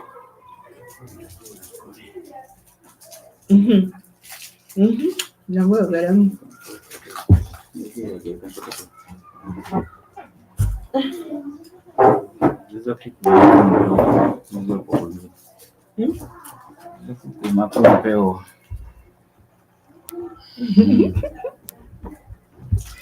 So, like, why do, if at all these people bring GMOs to Africa to combat, of course, food instabilities in African countries, why do they accept local seeds from these African countries? The seeds that they have provided to, of course, to people, they don't want such products. If you're like you bring in such, of course, foods on the international markets, they won't accept. If at all they accept, they devalue you. And they give you low pay, low money, low, of course, money compared to what you bring in. Why is it so? They want you to produce these GMO products or yieldings, you sell them within Africa. Just like the products they like we produce, those people produce the certain products. I normally see that you may see something like it is made in China or it is made in USA, but not consumed in USA for Africa only. Yeah. So, however much we produce cash crops or even food crops within Africa that are GMO made, these countries will not accept these. They want us to sell them within Africa. We take them to Sudan, Kenya, Tanzania, South Africa, just within Africa. It rotates within Africa to kill the food cycle within Africa, African continent. So we see that furthermore, there is some evidence that the GMOs, of course, can cause cancer and allergies. No, they still don't want to produce evidence. Some other institutes are denying that, the society and all that, because by there are very many big people in this GMO, the GMO manufacturing, the pharmaceuticals, those ones that are dealing with the pesticides and whatever, and then those ones who are manufacturing the seeds themselves. So there is a lot that, of course, goes along in the GMO things, and GMO actually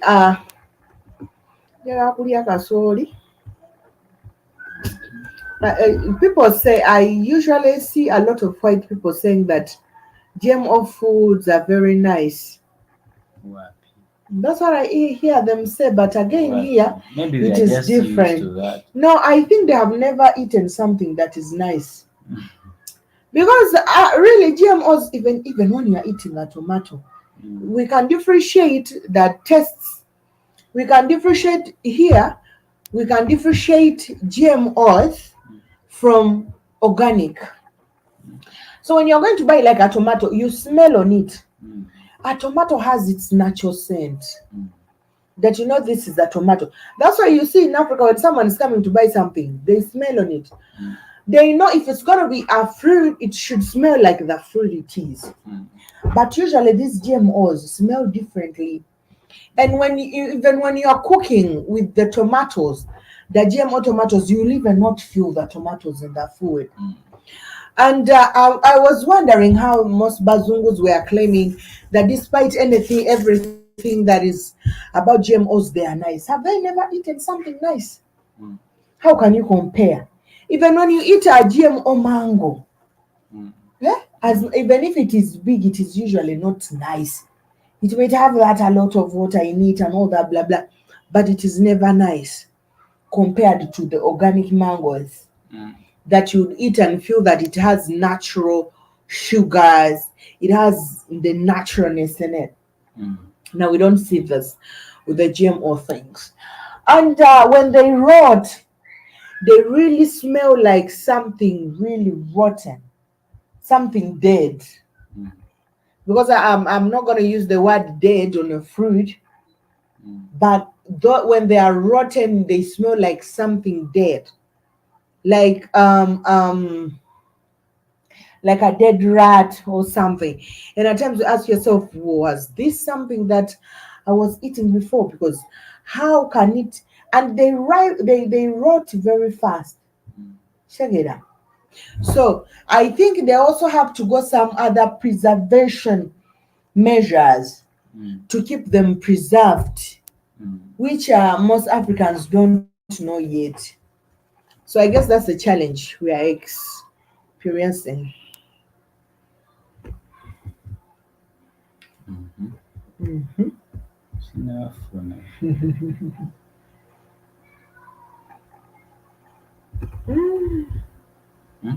It was recorded 1,000 years ago, 10,000 years ago in Southwest Asia, where humans first bred plants through artificial selection and selective breeding. Since then, advancement in agricultural science and technology have brought about the current GMO crop revolution. This wasn't GMO. That thing they used to do is the other issue I was telling you about, where you get plants of the same species. All right. Let me say you get like a bitter lemon, or like a lemon, you crossbreed it with an orange, or the sweet orange, neem, gund, mangad. You get a lemon, you crossbreed it with a sweet orange, and you cut the stem of a lemon, and then you bring another stem of a sweet orange here, you put it on top. All right. More tomatoes, like what?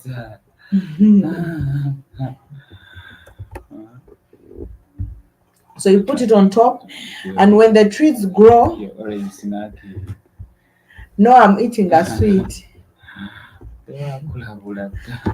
Mumveko. I was snacking, leave me alone. I was eating a sweet. I was eating it's not even a sweet, it is a candy. Deep Jeba says I was eating Ugandans a encouraged candy. to save seeds from crops. The people used to do this. Yeah, that's what we Whenever used to you do. plant, and of course you harvest the seeds, you separate like these are for the next season. But now I don't think, or I still I don't think, but we used to do this. Is what we were discussing here before, that we used to save seeds for the next season. But now GMOs have come, people buy each season. You have to go and buy. You have to buy because you can't plant the same things again. They are only for commercial use. He said that the GMO tomatoes taste like most GMOs are sexed and can't seed. and they can't seed.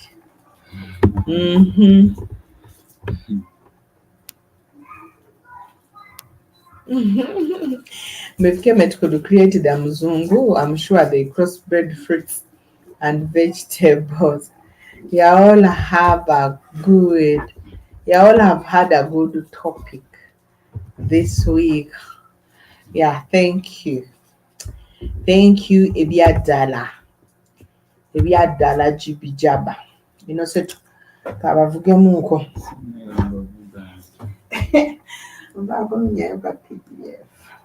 So there are a lot of there are a lot of challenges these GMOs have brought in Africa in all sectors, starting with, of course, the commercial agriculture, because like after actually commercial agriculture started during colonialism, where people could sell, because before colonialism people used to do barter trade in Africa. Like you have your maize seeds, we exchange them with bean seeds. That's so that's how people used to do commercial agriculture, and this has of course this has made very many people to think that everyone can enter the industry of commercial agriculture. GMO kati oyagala nkole kina tewesesa yabijjako. Lwaki omuntu omulayo?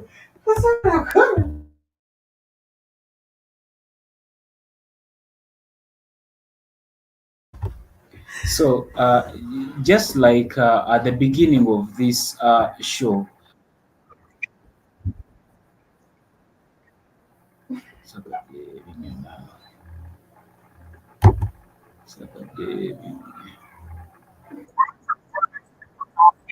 so allow me share this short clip about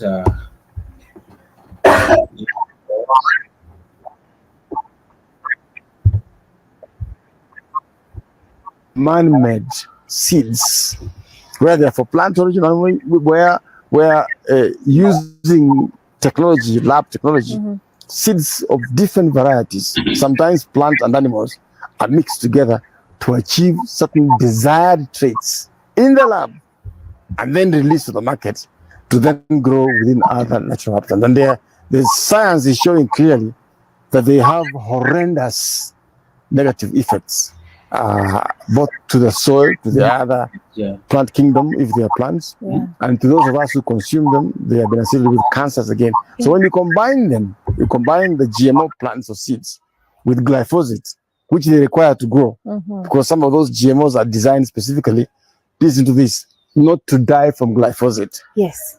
That's very strange. Yes. In other words, if you pour glyphosate on seeds or plants that are not GMO, they will die. But if you pour glyphosate or spray glyphosate on seeds that are GMO, they'll just shit the glyphosate and continue growing. It's terrifying. So clearly, these are monster kind of plants, and you're expected to eat them as a meal. And you're supposed to be normal out of that abnormal encounter. And quite frankly, on a serious note, we are seeing that correlation right now in the US.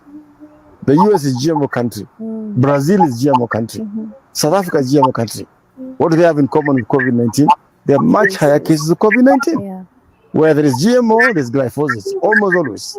80% of the global market or supply of GMOs are what they call herbicide tolerant. They are designed to use glyphosate. And listen to this, use more glyphosate. So those who produce glyphosate are making more money. And unfortunately, listen to this again.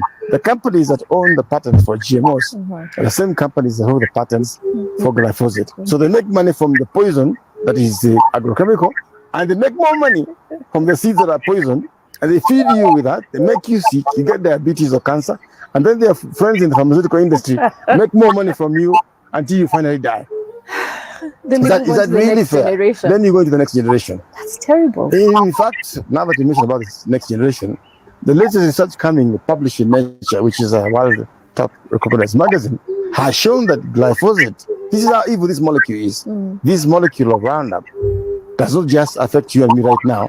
They affect you and me to a third and fourth generation of offsprings. But- They damage DNA such that this thing comes, the toxins from glyphosate affect your DNA, get stored in your DNA, passed on to your first generation, the middleman first, but the second, third, and fourth generation of your offspring will suffer from malformations, from cancer.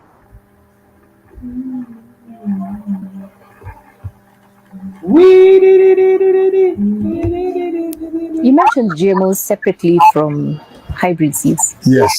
So what are GMOs? When you go to GMOs, they are genetically modified.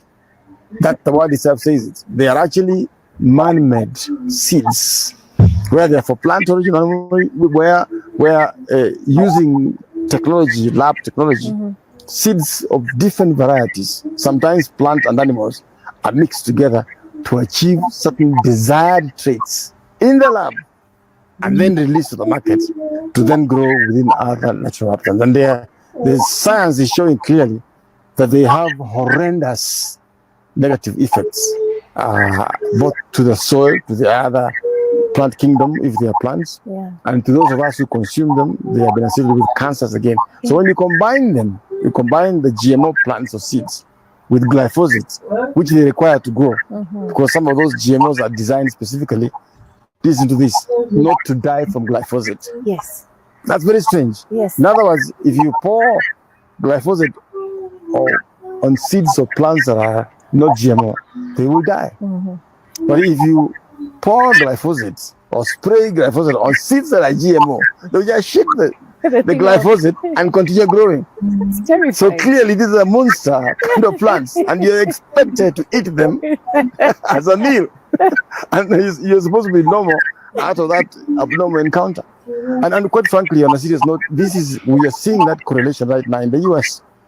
The US is GMO country. Brazil is GMO country. South Africa is GMO country. What do they have in common with COVID-19? There are much higher cases of COVID-19. Where there is GMO, there's glyphosate. Almost always. 80% of the global market or supply of GMOs are what they call herbicide tolerant. They are designed to use glyphosate. And listen to this, use more glyphosate. So those who produce glyphosate are making more money. And unfortunately, listen to this again.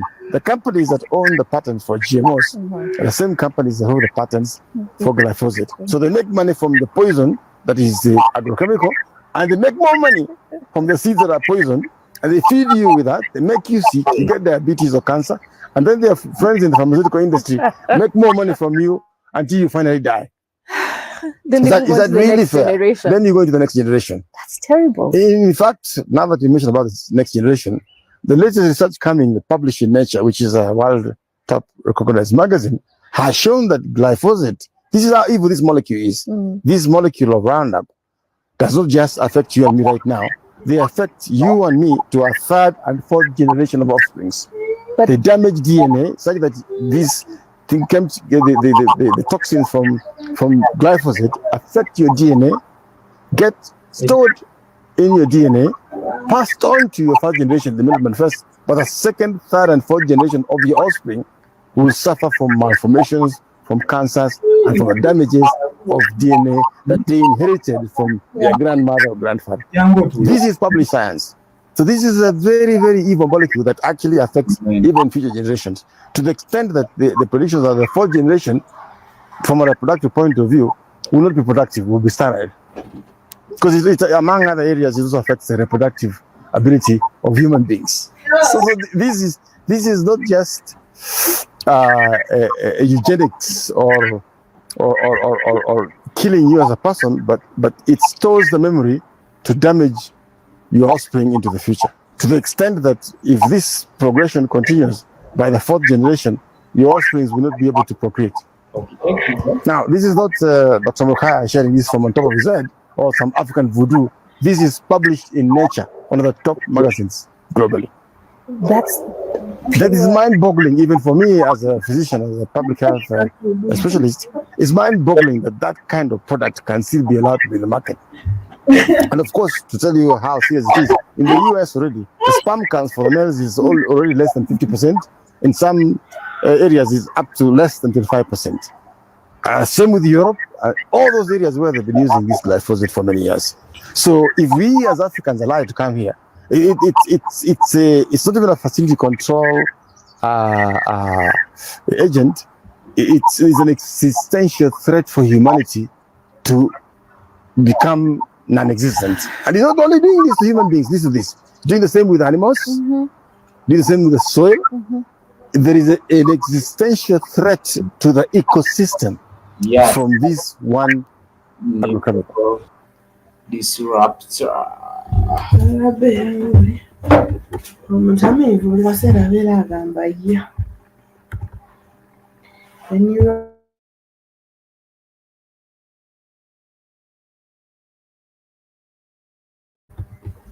engeri gy'agiggyamu live. Neurodisruptor.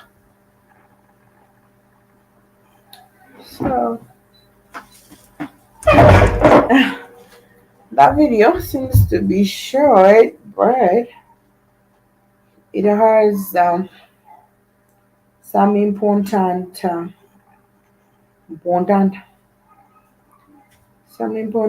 information. Really. I use it landscaping for weeds. Hey, you can tell us more about it, GP.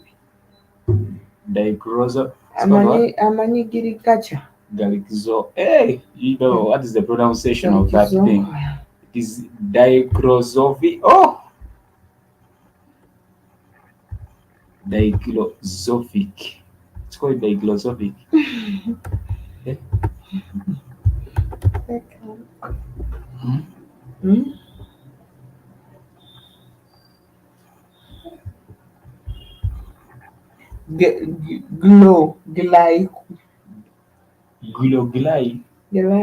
Mafui. I'm not a disaster.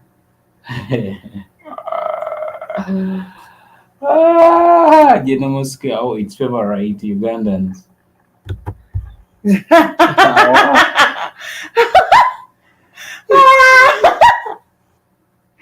Glyphosate.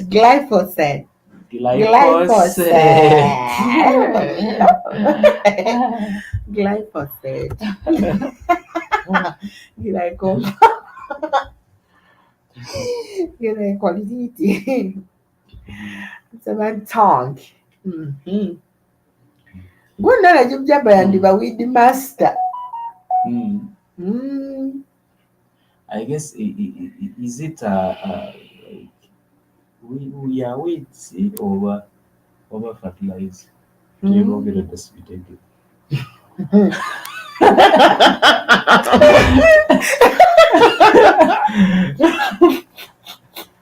I found your Facebook page. Where did you find my Facebook page? Yeah, you just. Where did you find my Facebook page? You just. Where you with the master.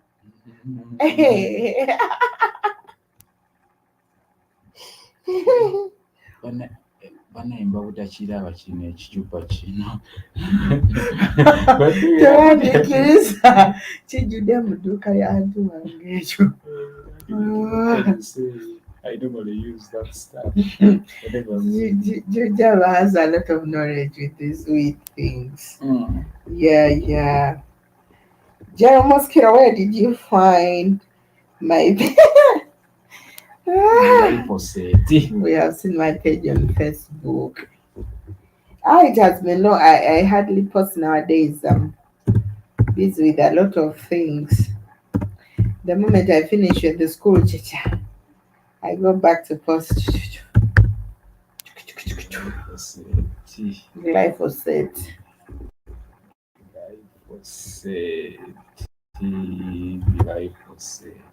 Glyphosate erinamu chemicals ki? Glyphosate erabika nayo ndoza it's for weeds, I guess. Yeah, yeah.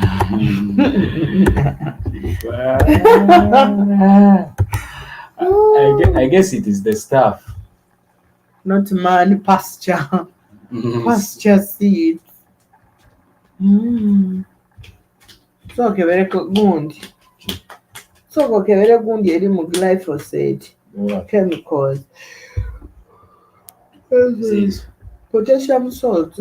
potassium, no, I was potassium. As the potassium salt. Potassium. Ate bamuteeka nnyo ne mu sabbuuni. Just put it in soap, potassium, to kill germ. Yeah. Is it as a living things? Yeah, it kills everything. Okay, I see. Tuchirabyejo. Anyway, so like we were telling you guys, this gem, you know, a lot of us, like I say, we may be focusing on a lot of different things entirely, and maybe the purpose of us eating may it be different, but the major purpose of people eating food should be to survive, and it depends whether you want to survive for a long time or short time, whatever. It depends on what you consume inside. All right, so I think a lot of people have really neglected the real factor of food. That's why you find spiritualists will tell you that they have the food that is for the soul. All right, and then the food that is or not only about satisfying your tummy, but has a very strong importance. All right, food that is going to clear your mind, harmonize your thoughts. The food. So we usually forget the major reason why we eat, and this And is it's why. not to eat crickets. And it's not to eat crickets. Thank you, man. Crickets are spiritual. They're not supposed to be spirit. They're not supposed to be spiritual in your stomach. Crickets are spiritual. If you want ancestors to visit you, you eat crickets. Nah. I don't,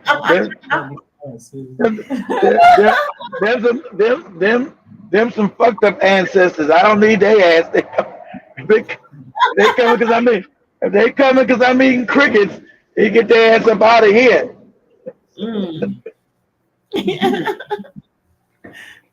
How you guys doing? How you guys doing today? Okay. We are good. Right. With your cricket eating self. Jim Java says that Roundup is the big name in weed killer. Jim or seeds are big. Yeah, he's a weed master. Roundup, yeah, you know Roundup. Yeah, we know Roundup too. So Roundup is a big name in weed killer. GMO seeds have been modified to accept being sprayed with the Roundup. You know, but this is not my comment, you know. Yeah, that's that poison. I thought they discontinued Roundup. They still use it. I thought they discontinued it because of the poison. Well, they still use in Africa. Roundup to charge because I see. I already knew they were using Africa. I think in America it's illegal to use now because all the lawsuits they've lost of all the poisons and shit they've been, you know, messing up people with that shit. But of course, they're still allowed to go in Africa. Let me see. Pull this up real quick on you guys' computer. Say, was Roundup outlawed in America? Roundup. Outlawed in America. Pretty sure it was outlawed. Pretty sure it was outlawed. In America. In America.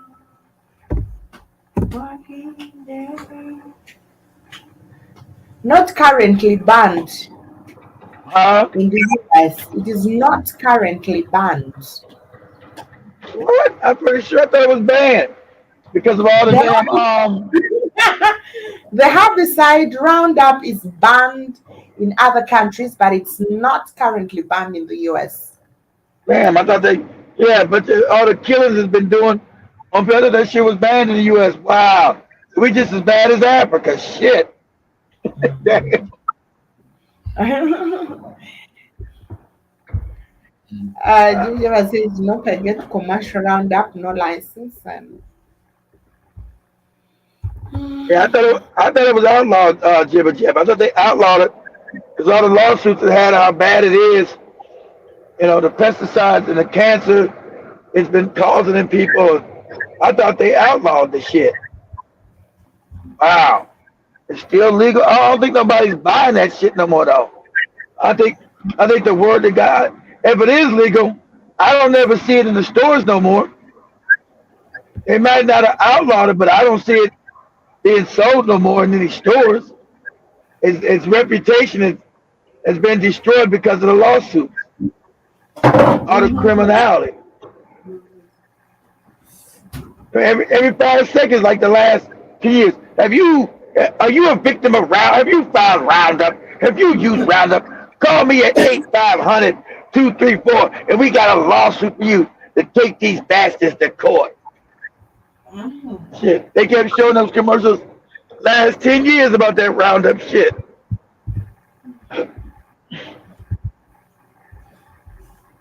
So I don't know. I don't know if we're going for sure not either, guys. I think the internet is off in Kenya. The internet's messing up in Kenya. Somebody couldn't do that other show on TikTok. Was strong enough to do it on StreamYard. Oh, Meeble. So I don't think they're gonna do a show tonight.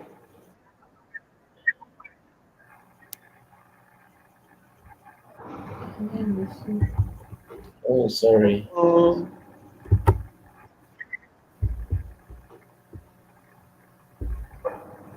You guys got to go. I was asking if Roundup was still available. I guess it is. That's crazy. I thought they've been banning that shit.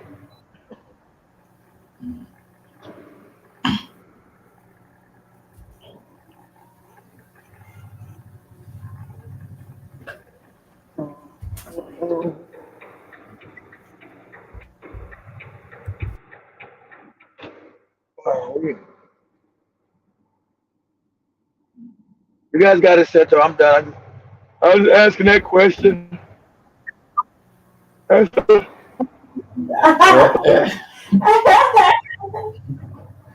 what do you think about GMOs, Keith?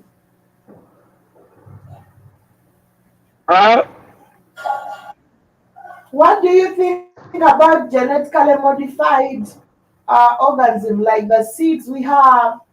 What do you think they're about dangerous, Maria. They're dangerous, Maria. They're cancer causing. You shouldn't use them because they don't.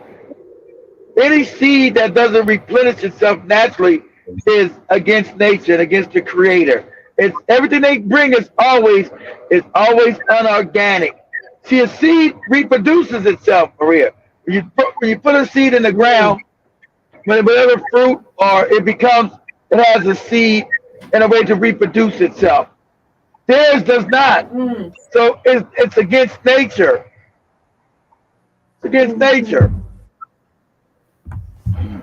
because they said the major reason why the GMOs were introduced was to combat It's a why lie. GMOs were introduced was to combat the food insecurity, anger, and all that. But They do every fake excuse, Maria. It's a lie. yeah, because we are seeing this again increasing every day. All right.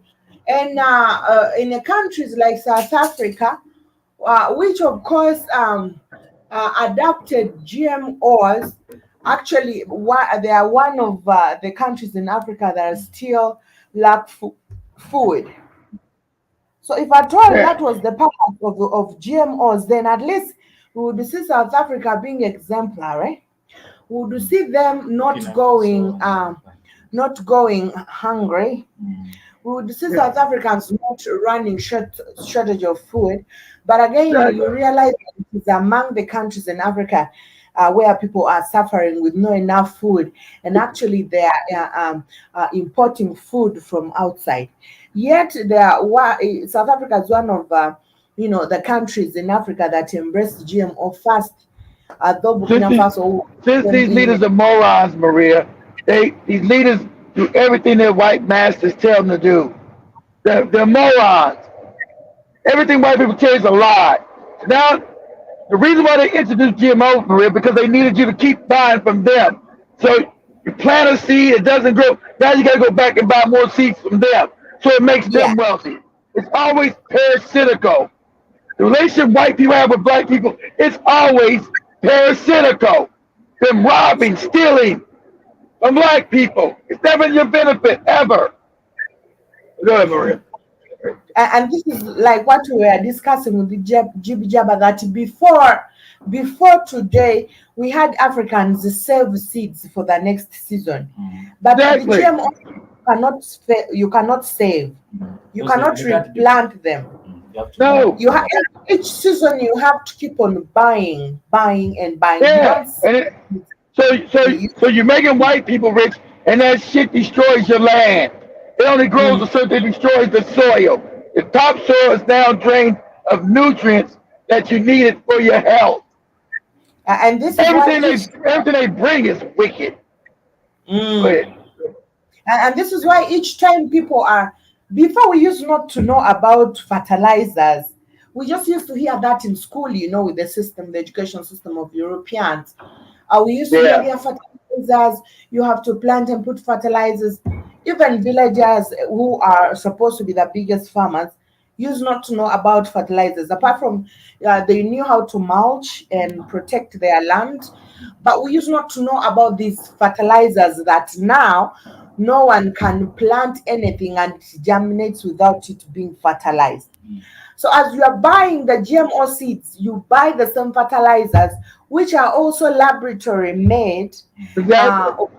These the farming stores, or these pharmacies, I don't know whether they are called pharmacies or whatever, where they buy those seeds and the pesticides and whatever.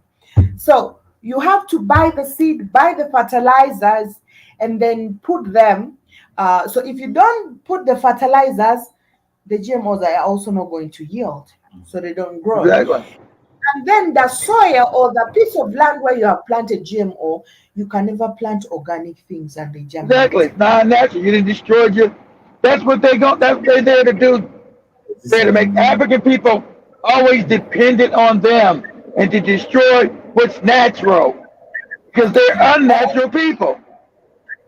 And then they will give us an excuse that GMOs are pest-free.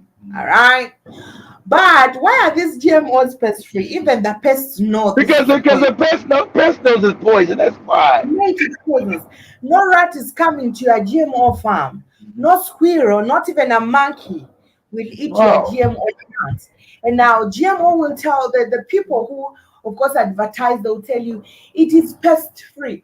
Why don't the people think about the reason why these pests are not coming to eat? Because it's not real food anymore, Maria. It's not real food. And even the human beings themselves now. The rats, squirrels, and all these pests know that this is poisonous, but human beings don't.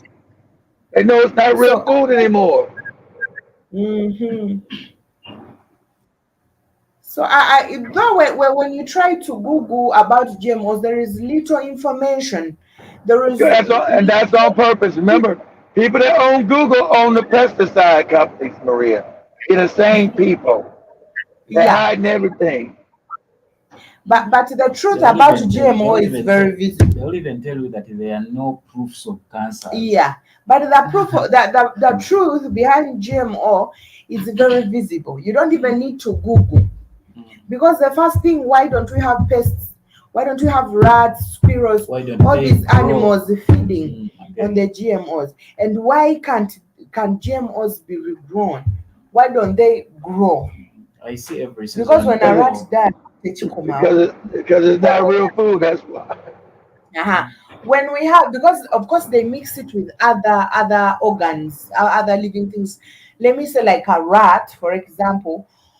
When a rat dies, it cannot grow back. Mm, It dies completely. mm, You cannot kill a rat and bury that rat and then it grows back. So that's why we see GMOs don't grow the second time. When you plant them, they will grow and they will not germinate the next time you want to plant. It is only a one way for the GMO seeds.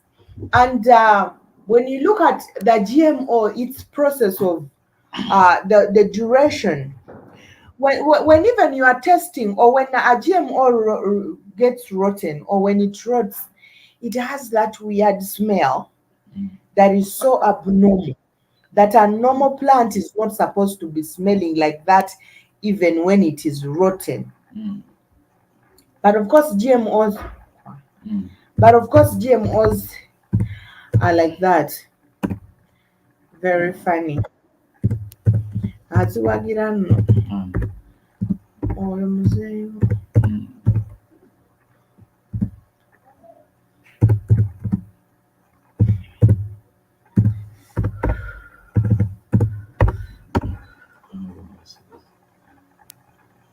Abadde ayagala kudduka.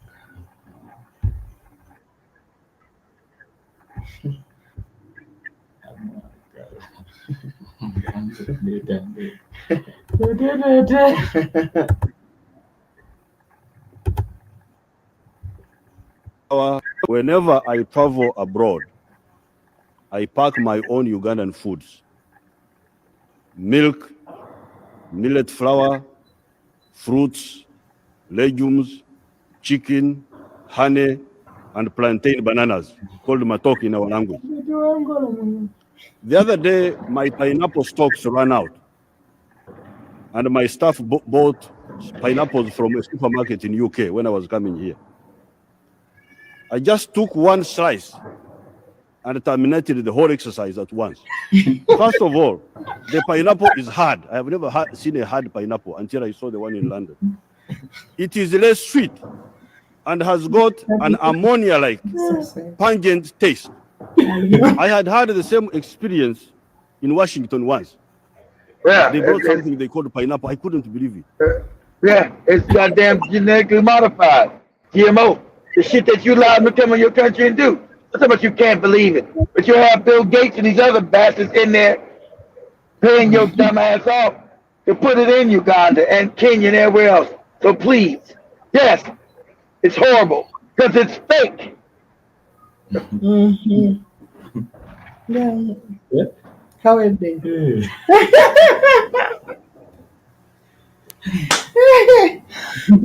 Pero agambye aluminium like that guy yagamba aluminium. Omukazi gakwata ku nnyindo. But this is why we see a lot of whites claiming that GMO foods are delicious, they are nice. Mm. Somebody crazy. Who told you saying that? Somebody crazy as cat shit. Yeah. So I was like, maybe they have never tasted real food. Mm. How can you say?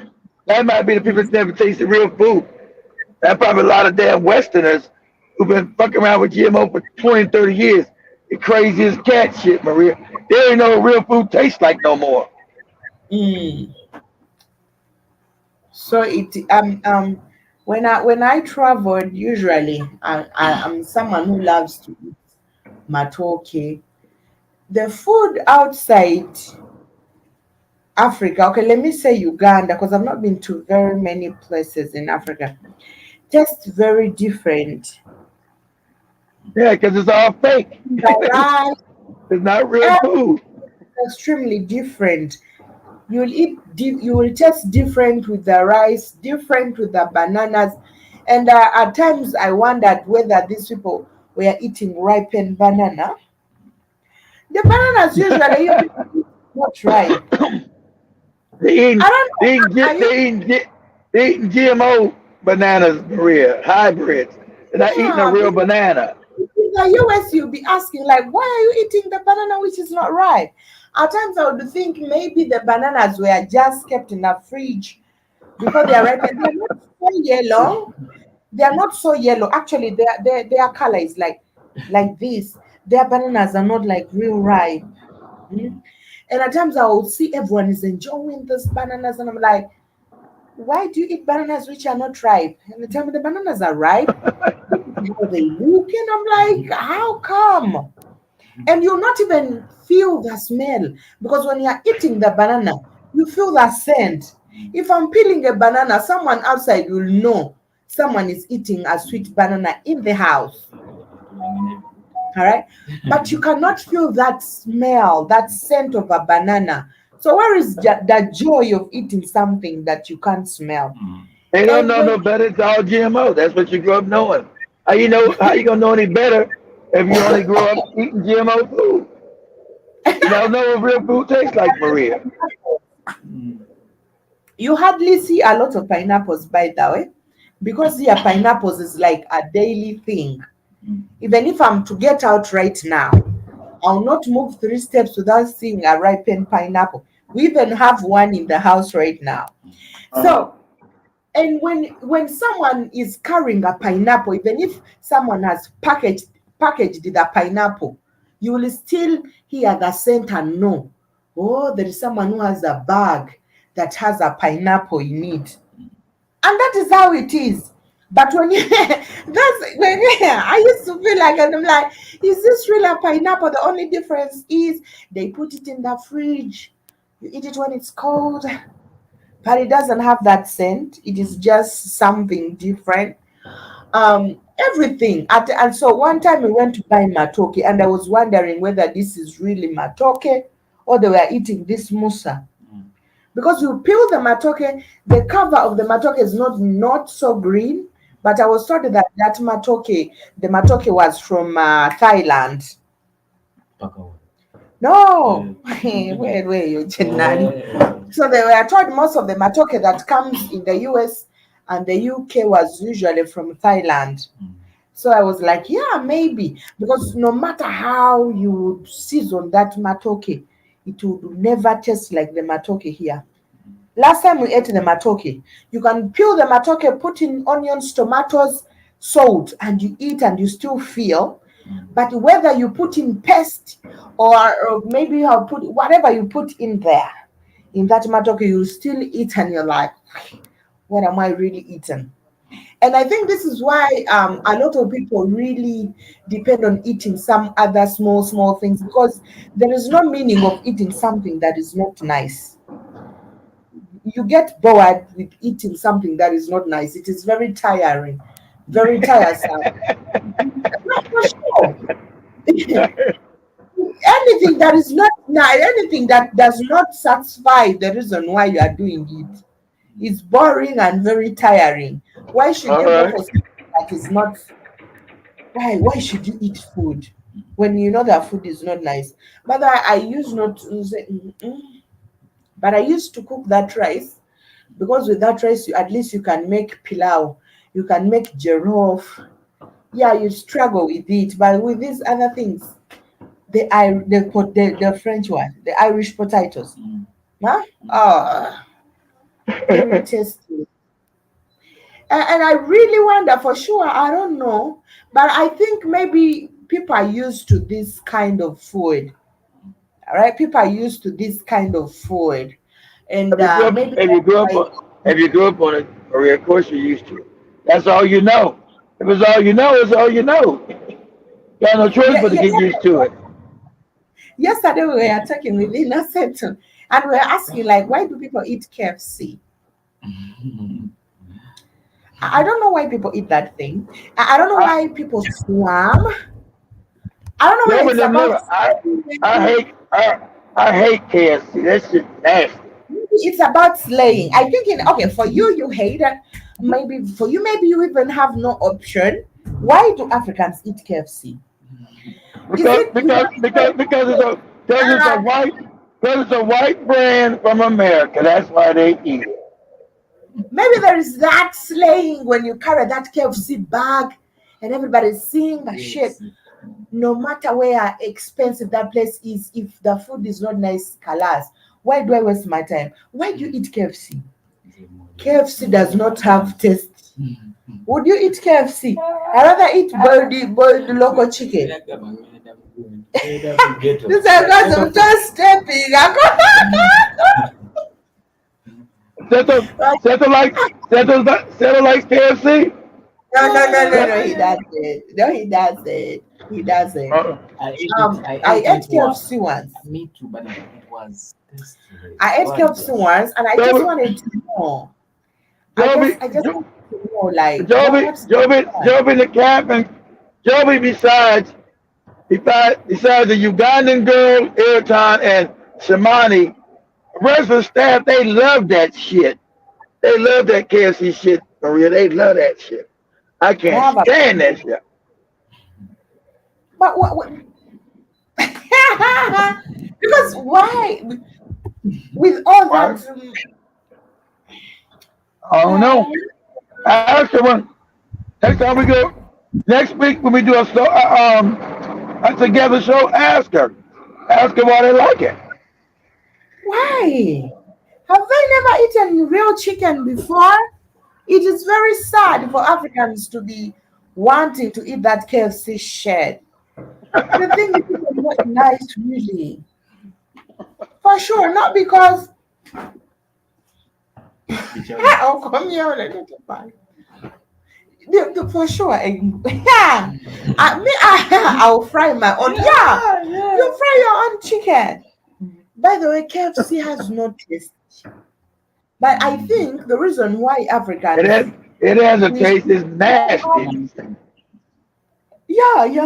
You know, we have that weak mindset. I think there is a lot of branding when it comes to KFC. Every single brand. She's gonna have her own nails and what do you want, KFC? How they do it, Maria? How they do it?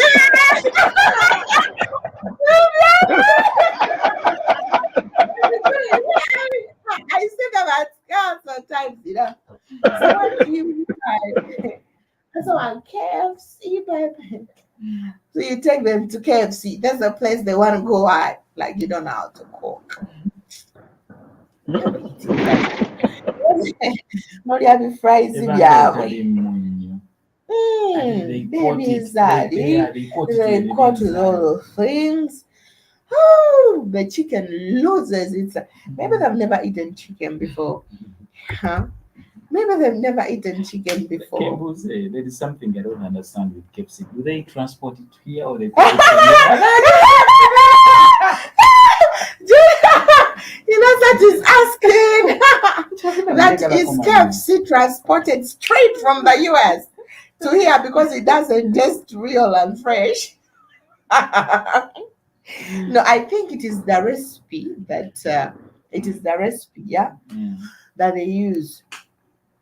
So it is the recipe that is transported. I guess that's so they have their recipe. So they use this is KFC recipe or whatever. You do like this, like you say, people have their recipes for cakes, food, and every stuff. So I guess it's the KFC recipe that rotates all over the world. And the same, weirdly, and usually their food is not fresh. But that's KFC for you. I wonder why people be eating that. But anyway, each to their own. I cannot eat KFC. Rather take me to eat boiled chicken in a local restaurant, and I take that soup like.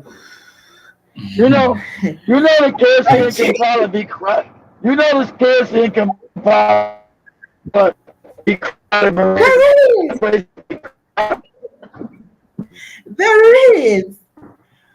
There is KFC. We have KFC Cafe Javas. We have the one for the French. We have the American. We have Cafe Javas. I think Cafe Javas is for the French. Javas. That one they also have their own recipe. Javas no ya Faransa. Cafe Javas. Yeah, we have Bon Appetit.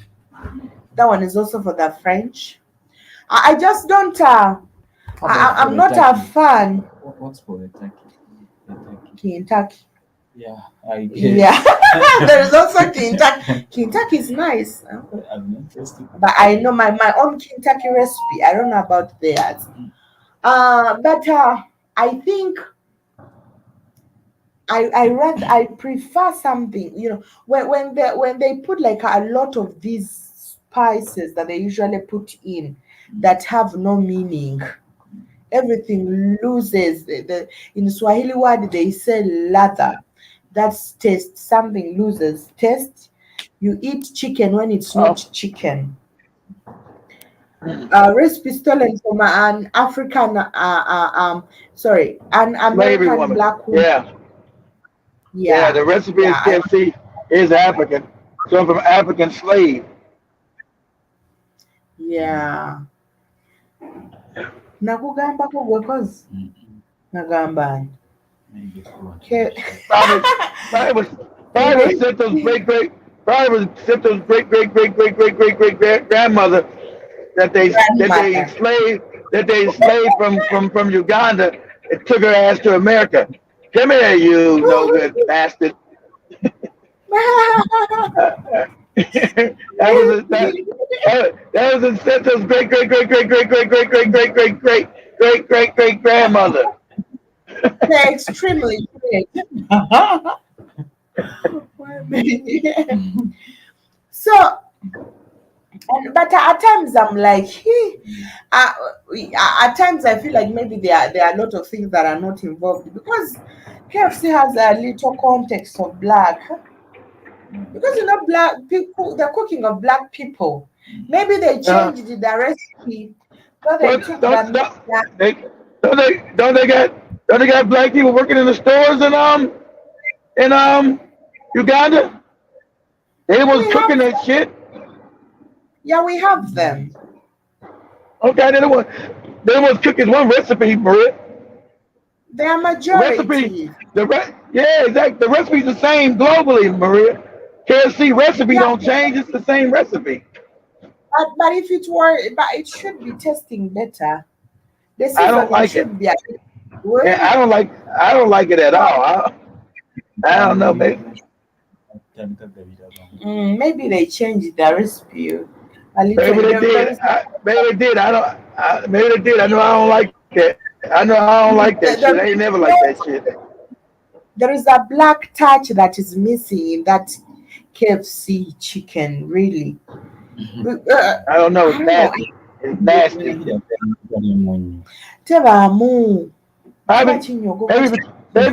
because it's GMO chickens. They don't even take the chickens from Africa. They don't even take the chickens from Africa to make that shit. They import that shit. They don't even buy the chickens from Africa, which is crazy. Terrible. Yeah, you can chicken. They won't even use the local supplier African chicken to damn make the shit. They import it, so it's all GMO shit. You know that shit's all GMO. That's why I taste all fucked up. It's GMO bird.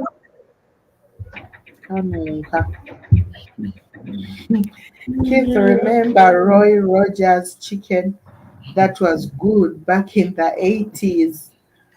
Did you remember Roy Rogers chicken? They still got it. They still got Roy Rogers. I thought they went out of business years ago. They still like that.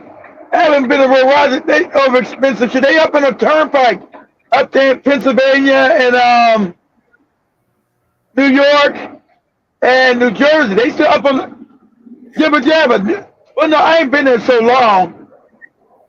I ain't been up there like in 15 years. They still had Roy Rogers up on the turnpike, but I would go up there all the time about 15 years ago. So, but no, they still got them because I went through northern New York last year. I went to Buffalo. I went to Pennsylvania last year. I went to Pittsburgh. I went to Buffalo. I went to Albany last year, and they had that Roy Rogers shit. That's just like on the turnpike. But I didn't try it then. I've had Roy Rogers. That shit's too in it. That shit, that over expensive ass, dry ass shit. I ain't never thought that shit was any good. Mm-hmm. But they don't got many of them. If they still got a few of them left, but they're not many. You don't got many more Rogers anywhere. That whole chicken chain or hamburger joint chain, most of them went out of business. Most of them went out of business. So the best chicken I ever ate in my life was from a local California joint. That's only in California. It's around LA and I think San Francisco. Do this for me, Seto. Do this for me, real quick. The images of Golden Bird restaurants in California. Or just say Los Angeles. Images of Golden Bird restaurants in Los Angeles. Golden what? Golden Bird. No, chicken's a bird. Golden Bird. BIRD. Golden Bird restaurants in LA. In Los Angeles. You say in LA or in Los Angeles, same deal. Now Golden Bird chicken restaurants in LA. Restaurants. Because it ain't many of them. They're only in California. This was the best chicken. Shout out to Wesley Snipes said that too. Wesley Snipes, man, when I'm in California, I gotta get that Golden Bird. Golden Bird was the best chicken I've ever tasted in my life. There was a black guy he was from Louisiana. So it's the real Popeyes before Popeyes. The guy who came and created that chicken was from Louisiana, but he never shared his recipe. I remember. Where is that? Huh? Where is the restaurant? Where's who? You said the restaurant is in Los Angeles. Yeah, Los Angeles. It'll tell you LA. It'll show you. You guys see the images? Yeah, we are seeing a lot. Yeah, they everywhere now around California. All around California. I don't think there's many left, but at that time, yeah, there you go. Yeah, show you. Yeah, there you go. Yeah, so it's a few of them left. At that time, there's still only in one state. That's only in California, right? Yeah, Golden Bird. Maybe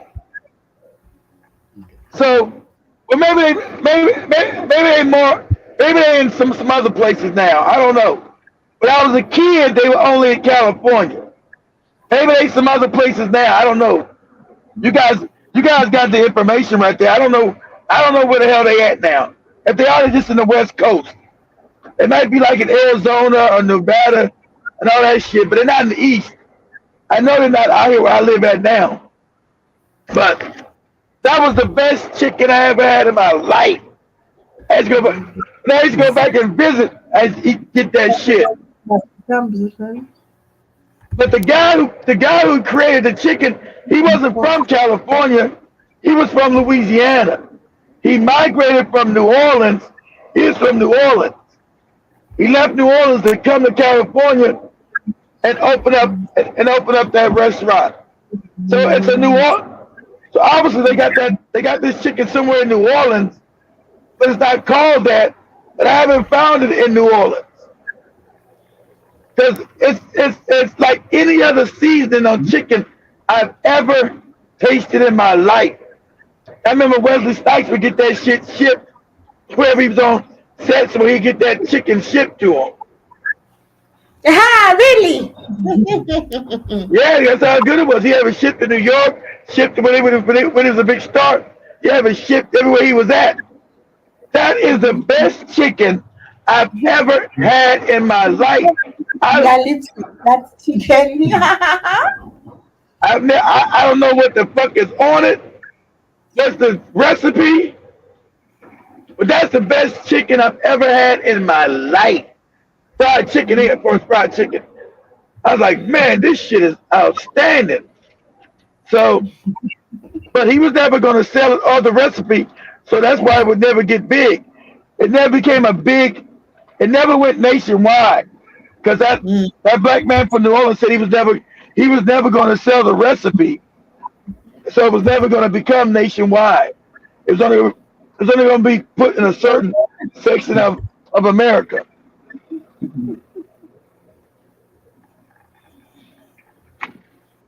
But that's the best. That's like chicken, like nothing. I tried to find that chicken somewhere else. It's like no other chicken I've ever tasted in my life.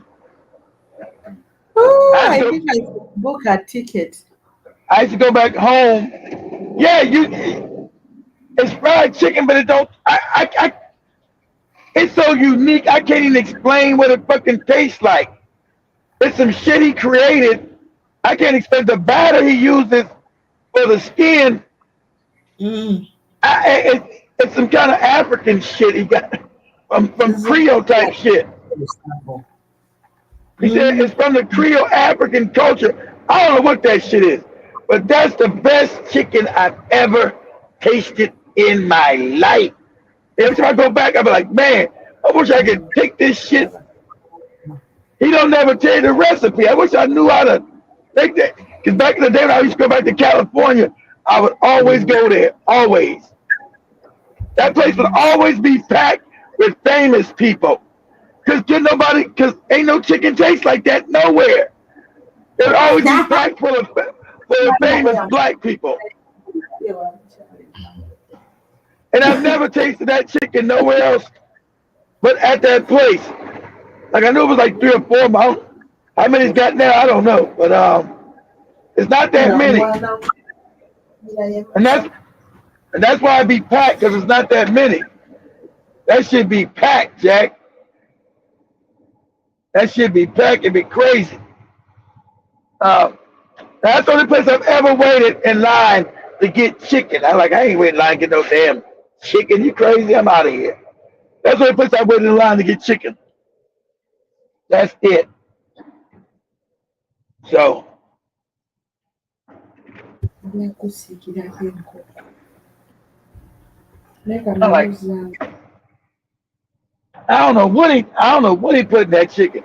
That shit, like, I can't even explain it. I'm like, this ain't taste. It's chicken that don't taste like chicken. It's chicken that don't taste like chicken.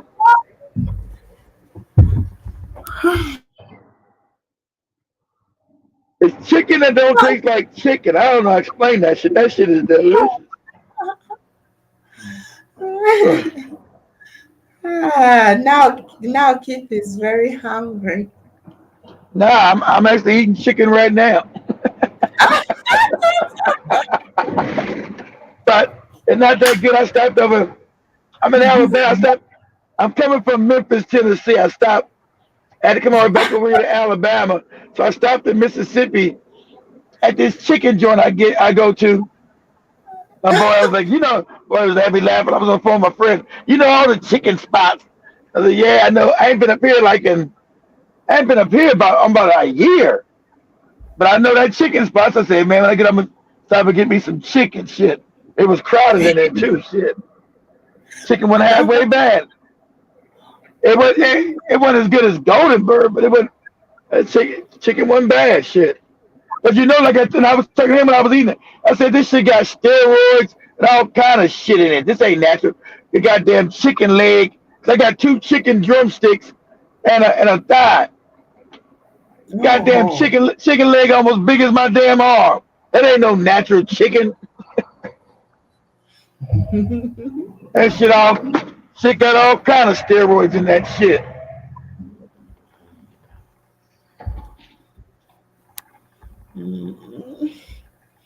All kind of steroids. I know. But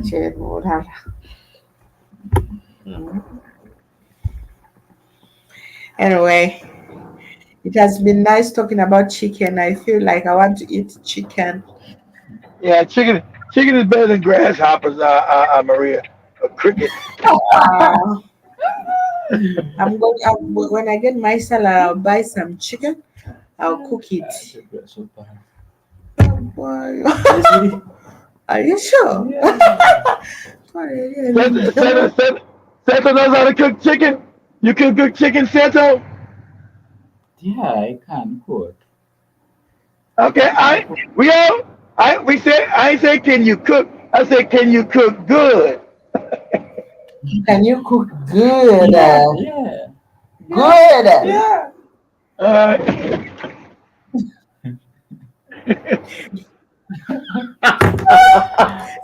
Solo kukusanya KFC wanataka kufanya. You said you can cook better than KFC, but at least. all right. When I get to Uganda, when I get to Uganda, I'm about to try.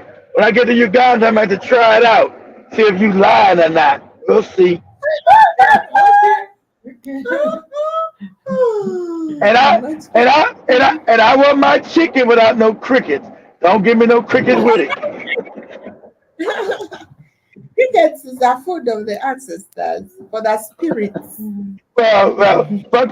If that's the case, fuck the ancestors. I don't want to. I don't want nothing to do with no crickets. They can.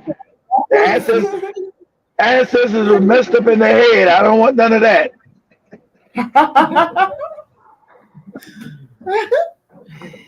I can love the ancestors without eating their nasty crickets. I'm good. I cook chicken choker. Anyway, Keith, thank you for joining our live. Our time is up.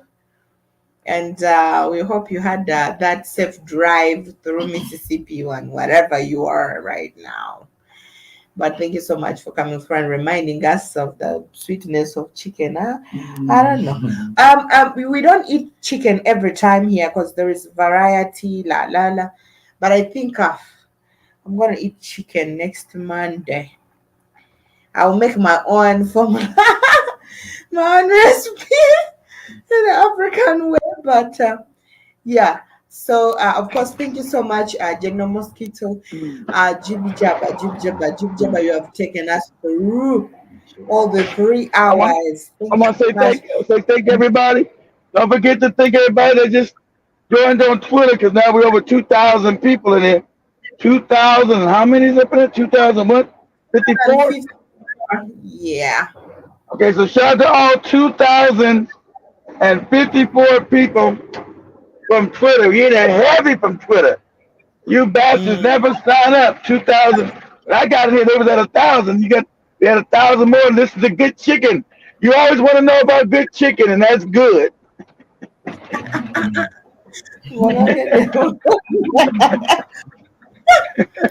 Yeah, I usually call the people on Twitter the silent majorities, guys. Thank you so much for always loving our shows. Thank you so much for sure. We have got a lot of people watching from Uganda and they always text us, but please do subscribe on this channel. Thank you so much. We have got our fellow students from our school. They always watch us on Twitter. Please, Oh, guys, they do watch you guys. subscribe. That's what. Thank Oh, you. they watch. Oh, you guys got your schoolmates watching you guys. Yeah. Yeah, so guys, thank you so much. We got a lot of Ugandans always watching us on Twitter.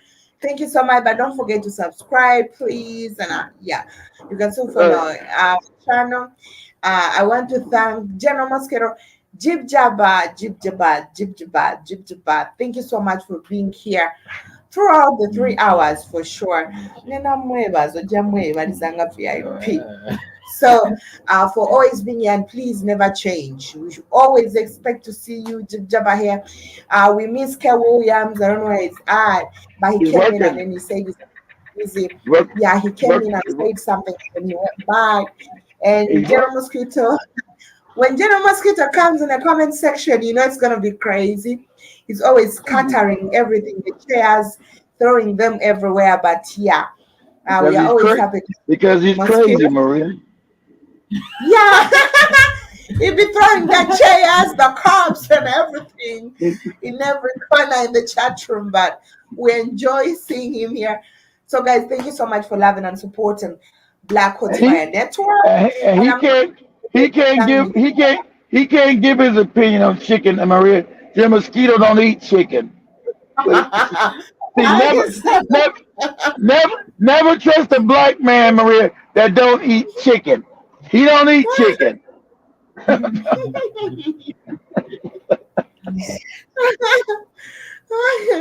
What's also, up? don't forget to thank Michelle.